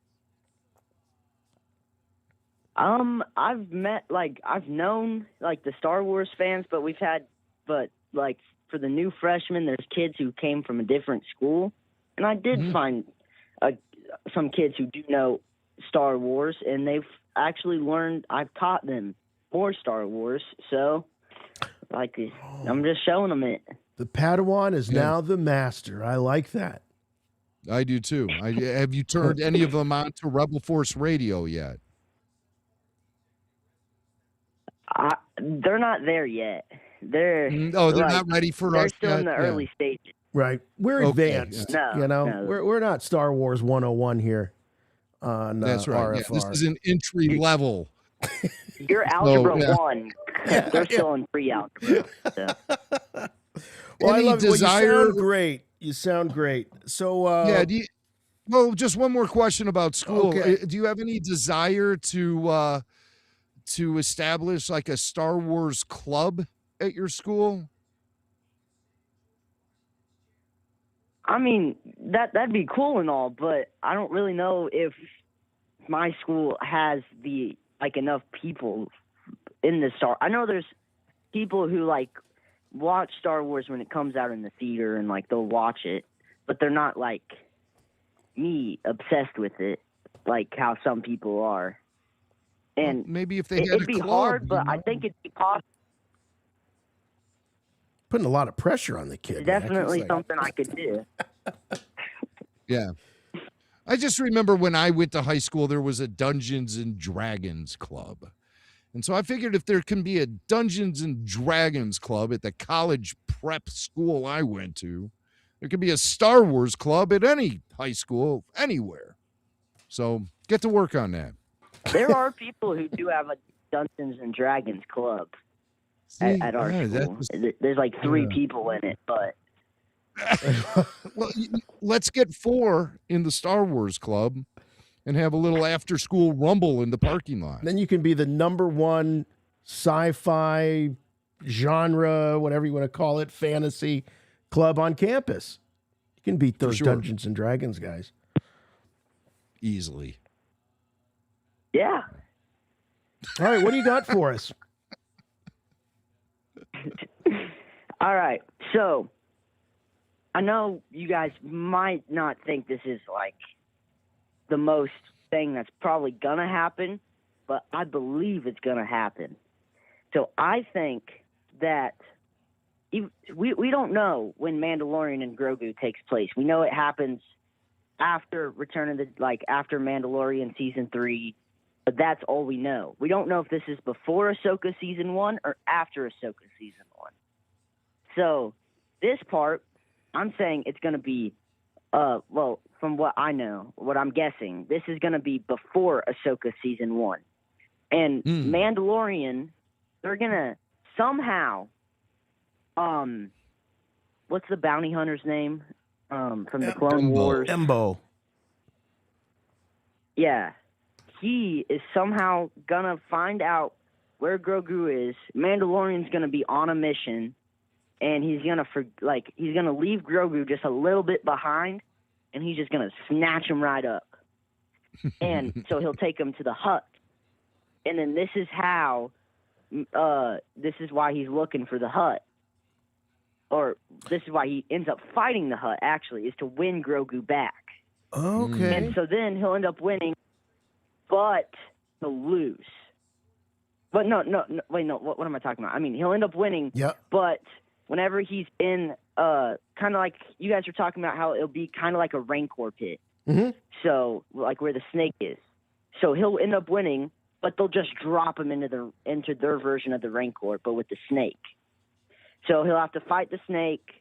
He'll break out, steal Grogu, and then the Empire, because he always loses Grogu somehow. The Empire is going to somehow take Grogu also, and he's going to have to put together a team. Well, not the Empire, the guy who was part of Moff Gideon's group, but like we see him and he says, "Long live the Empire." Oh, He's yeah, got, that guy. One of the other seconds, right? warlords. Mm-hmm. Yeah, he's going to somehow get in possession of Grogu. And so Mando's going to put together a team to try to get Grogu back. Kind of like how he does whenever he goes up into Moff Gideon's ship and fights Moff Gideon, and then Luke comes and all that stuff. Mm-hmm. But it's going to kind of be like that. He's going to... the reason why we don't see any Mandalorians, we don't hear about any Mandalorians in this trailer, is because that's like the big surprise. Mandalorian's gonna be getting the other Mandos from Mandalore. That's why we don't see Bo-Katan, we don't see the Armorer, none of them. Mm-hmm. And so him and Bo-Katan are gonna basically be like the leaders of this group, and he's gonna put together like an Avengers level team. All right. And so it's going to be the Mandalorians. He's going to get Boba and Fennec Shan. Well, Blake, if all this is going to happen, and we're going to see all these characters, why haven't we seen any of them in these 2 trailers so far? Because that's a surprise. Like, but like the whole movie's a surprise. They're trying to hide it. Yeah. No. They're trying to. So when people. I say we're going to get another trailer. And that's when we're going to see Boba Fett. Boba Fett is going to be Boba in the Fett's trailer. in this thing now, too? So you're talking Bo-Katan, you're talking Armorer, you're talking about the other Mandos from Mandalore, you're talking Boba Fett. So this is the big team up. Are you calling? You said Luke and earlier. Ahsoka. And Ahsoka. What are you talking? What? Yes, and Bill Burr. This is like the A-Team. This is the Avengers. This is not going to be that movie. This is not going to be that movie. This is the Los Angeles Dodgers.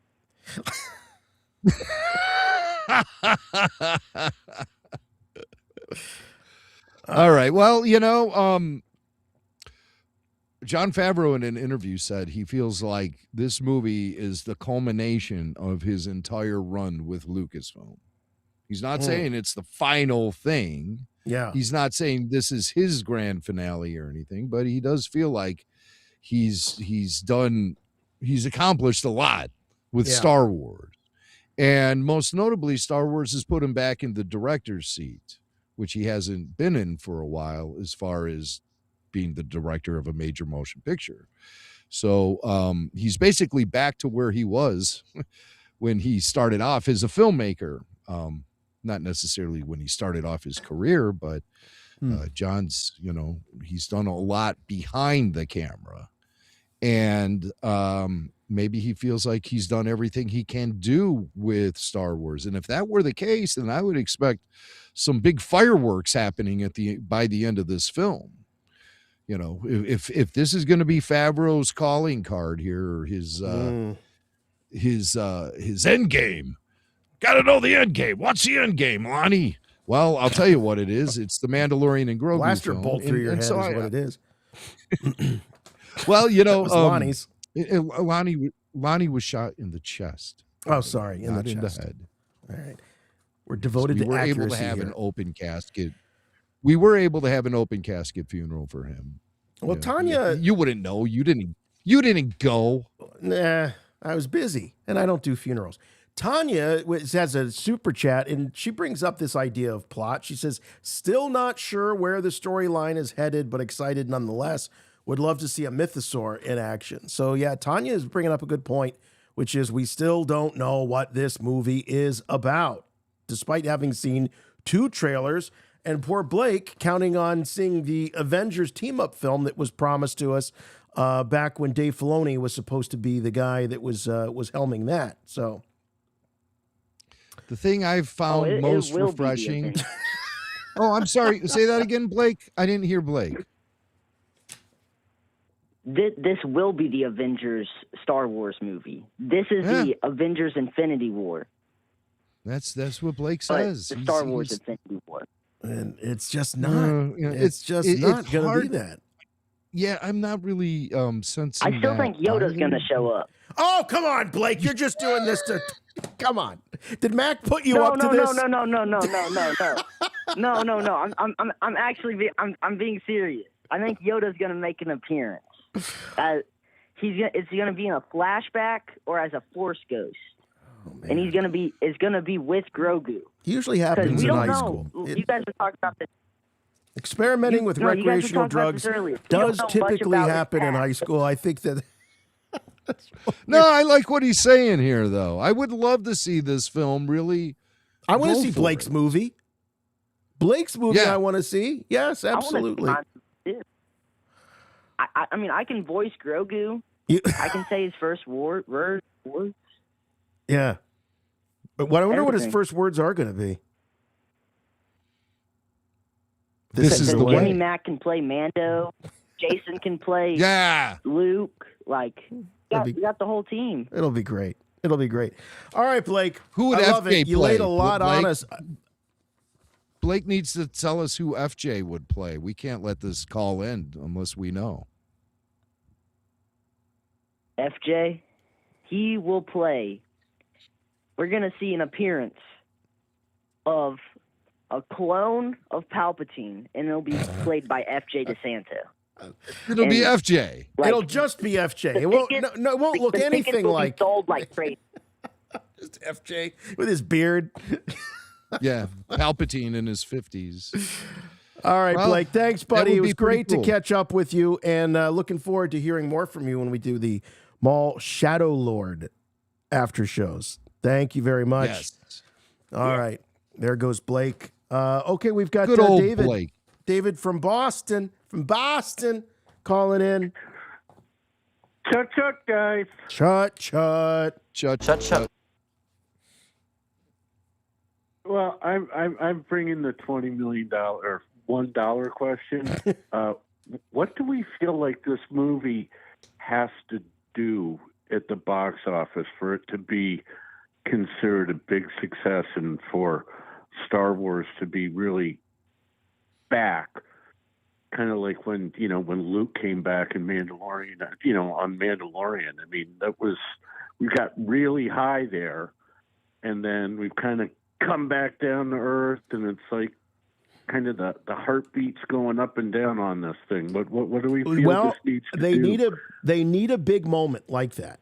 This movie has to have a Return of Luke Skywalker-esque moment like they had in that episode of Mando. That will get everybody talking, and that will get the fence sitters to the movie to see it. I think that needs to happen. As far as is there a number? I don't know. The bar has changed. It's so much lower now. in terms of what constitutes a successful film. I don't think it's going to do Avatar money. I don't think we're looking at $1 billion film here at all. But I think for it to be a success, it's got to put Star Wars back in the forefront of pop culture. It's got to get people talking.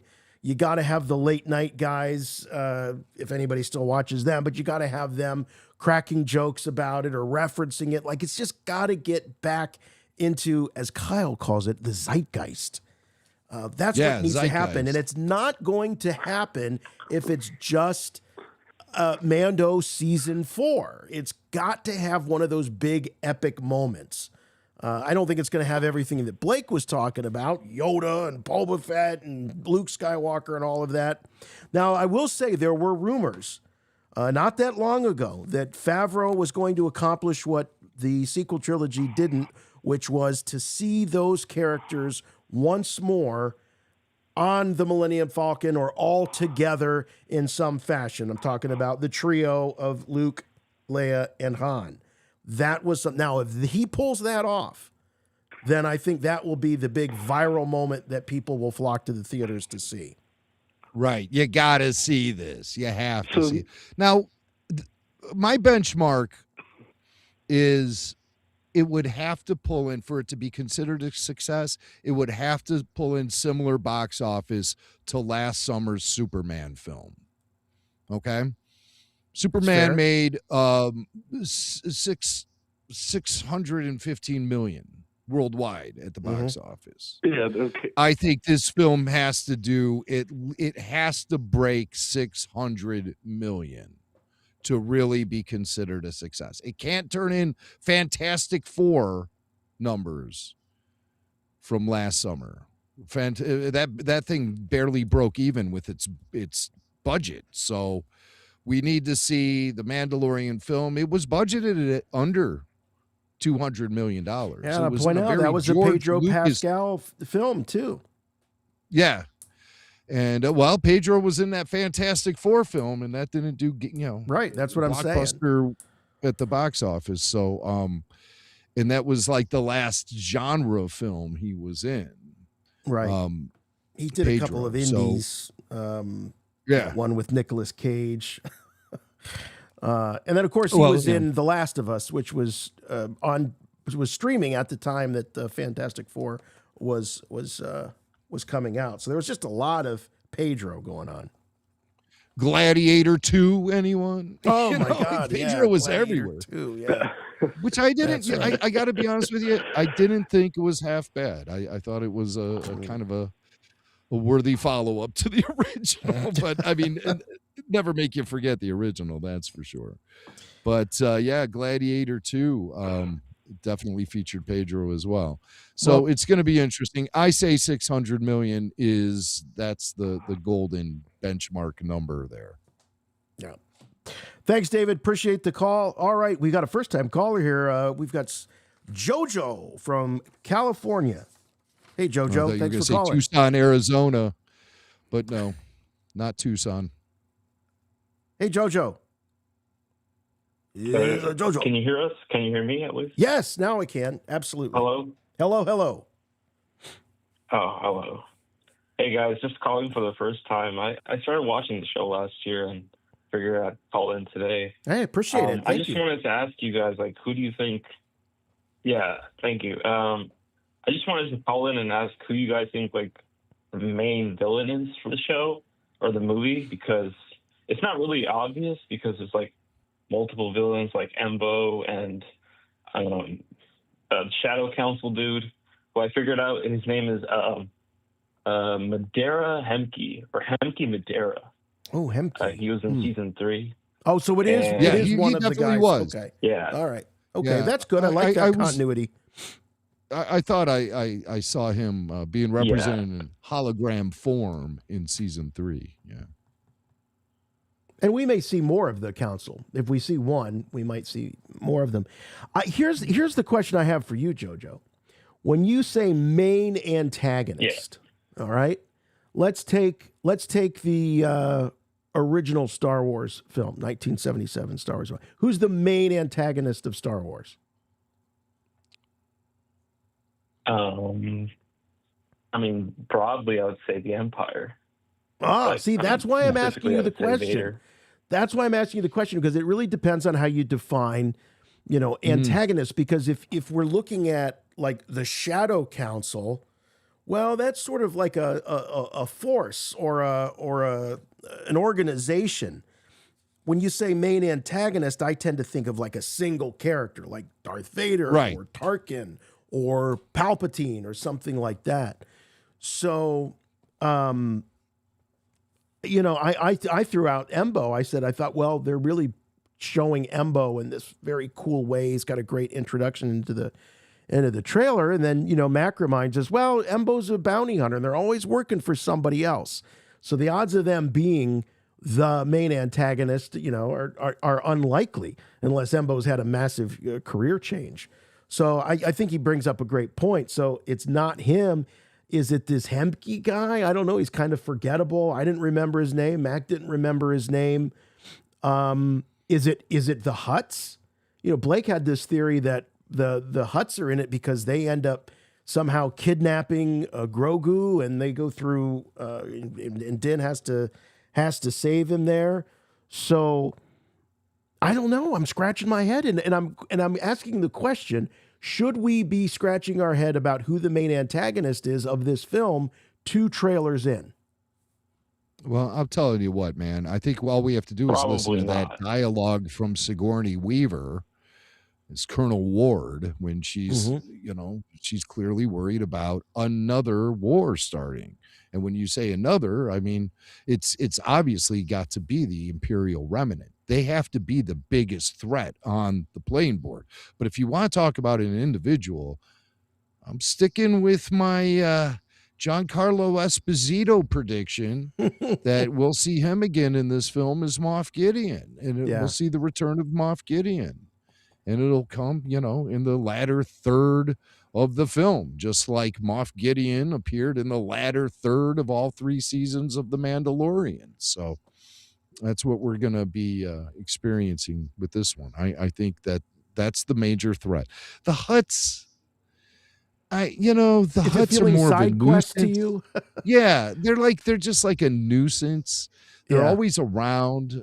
They represent the criminal underworld, but they're never ever going to be considered as much of threat as anything fueled by the Empire or the Imperial Remnant, for that matter. So I say it's the Empire, and I say brace yourself for the return of Moff Gideon. Jojo, what about you? Who do you think it's going to be? Make your prediction now. I think it's going to be the Shadow Remnant. The Remnant Shadow of the Council? Empire. Yeah. But I will say I also heard a theory that Sigourney's character, Colonel Ward or Captain Ward, might actually be a traitor and hired Embo to go after Mando. Oh, okay. Wow. I like the twist. I like the twist. Wow. That would be interesting. I don't 'Cause think in the we've trailer, ever seen. Embo is clearly in front of their home. Oh, in front of their home on Navarro. On Navarro. Navarro. Yeah. I didn't notice that. Oh, that's a good observation. Really great good. observation.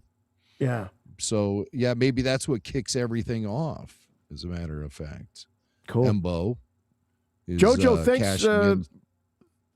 thanks for the call. That's fantastic. Appreciate it. Yeah, like the theory.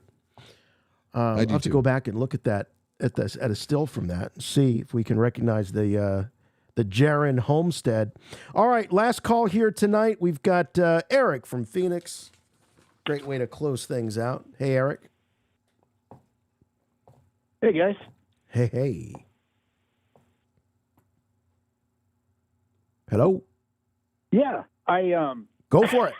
You're on the air. Yeah, no, I got it. So, the thing about this trailer that I really appreciated was the term I'll use is fun and Star Wars. And if you go through the trailer and the elements that are in the trailer, I'm doing this off memory, so I'm just going to list them off. Okay, things that are important to Star Wars. Okay, so you get an X-wing, you get X-wings, You get a Y-wing. You get an R2 unit. You get snow troopers. On previous trailers, we got AT-AT. We got a AT-RT or whatever those little walker things are called. We got the Jarek Table aliens. We got Hutts.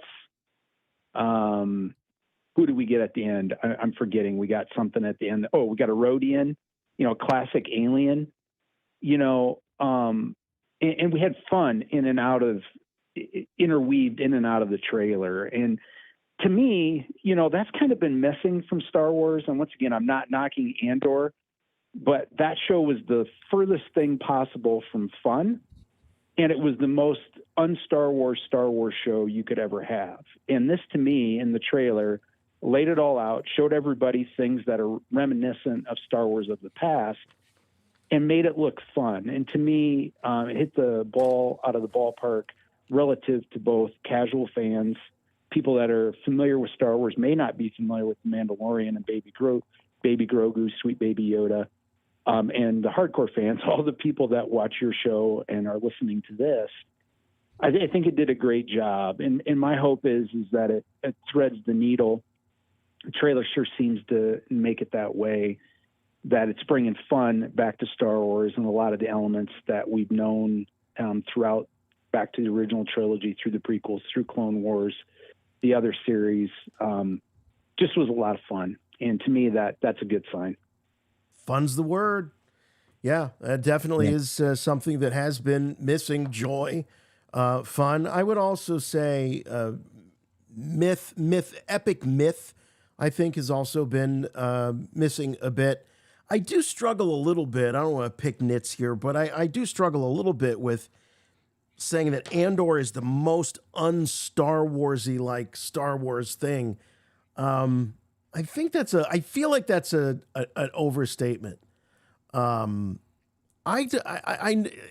tonally, I get it, but I don't know. I thought that it wove itself into the story, the overall saga, in a way that was much, much better than others. I thought that it just fit so nice and tight to tell the story that it wanted to tell. And so that's something that I'll always really, really admire and love about Andor. But I get you. Tonally off model for sure. Thanks, Eric. Appreciate the call. Do have a few super chats. Didn't want to ignore those, but so we got Turtle Wars saying, great to be back. Looking forward to everything Star Wars happening this year and beyond. Thank you, Turtle Wars. Appreciate it. Thank you. David Fieldson says, live the love. I think he meant love. Love the RFR live shows. Cheers from a BARF member. I'm hoping the movie digs a little deeper into the background of Grogu and Yoda's species. Well, so does Jimmy Mack. He was saying the same thing. He wants to know. He wants answers, by God. Damn it. We just heard from him, but Eric from Phoenix said, I think the one plot point is the death of Grief Karga. That could be why Mando wants revenge. Yeah, I think that could be it. And like I was saying, I think it'd be a nice tribute to Carl. Dustin Bagley, can we name the new baby before knowing anything about him, a la Hogsquaddle? I'm partial to Baby Rhoda, because it rhymes with Baby Yoda, but also like Baby Greedo. Okay, so Baby Greedo or Baby Rhoda? It has to be Baby Greedo. Yeah, it has to be Baby Greedo. Yeah, that's what the fans want. No Baby Wald. Oh, what if that is? No, that can't be Wald. Baby Wald is the father of that Baby Greedo. Did you ever think of that? You want to put money on it? Think of it. Good Lord. I don't think I can think of it. Can't picture it. Yeah. All right. Well, that's going to wrap things up for us here on Rebel Force Radio Live and the Mandalorian trailer review. Thank you all so much for hanging out with us. This was a lot of fun. And as Mac was saying, this is all about speculation. This is where the fun begins. And we get to get all this new Star Wars imagery and try to figure out what it's all about, figure out this story. I have to say, I think by now we should know a little bit more about what the story is.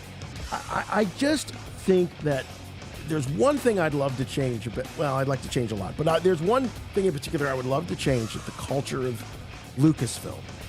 And I think they are still so, I don't know what the word is, so terrified of secrets getting out ever since Dave Prowse leaked that Darth Vader was Luke Skywalker's. I think that still haunts. That's what did it, I think that still haunts them to the point where they don't even want to reveal the plot of a film or some degree of plot from a film across 2 trailers. They can't even put, they got to say like Snow Planet on the packaging because they got to save the big reveal that it's going to be Hoth. They're just so uptight about this stuff. Just enjoy it and put the stuff out there. Anyway, because otherwise, if you're trying to stop speculation, so I remember Filoni saying one time, things come out and, and then they're disappointed because it's not as big a deal as they thought it was going to be, this character. Like, we're doing it anyway, Dave. We're speculating anyway. Anyway. Exactly. All right. Exactly. Well, I'll tell you one thing. Dave Prowse is listening from the cosmos and laughing his ass off right now. That's one thing I know for sure. But, yeah. Yes. He loves it when a plan comes together.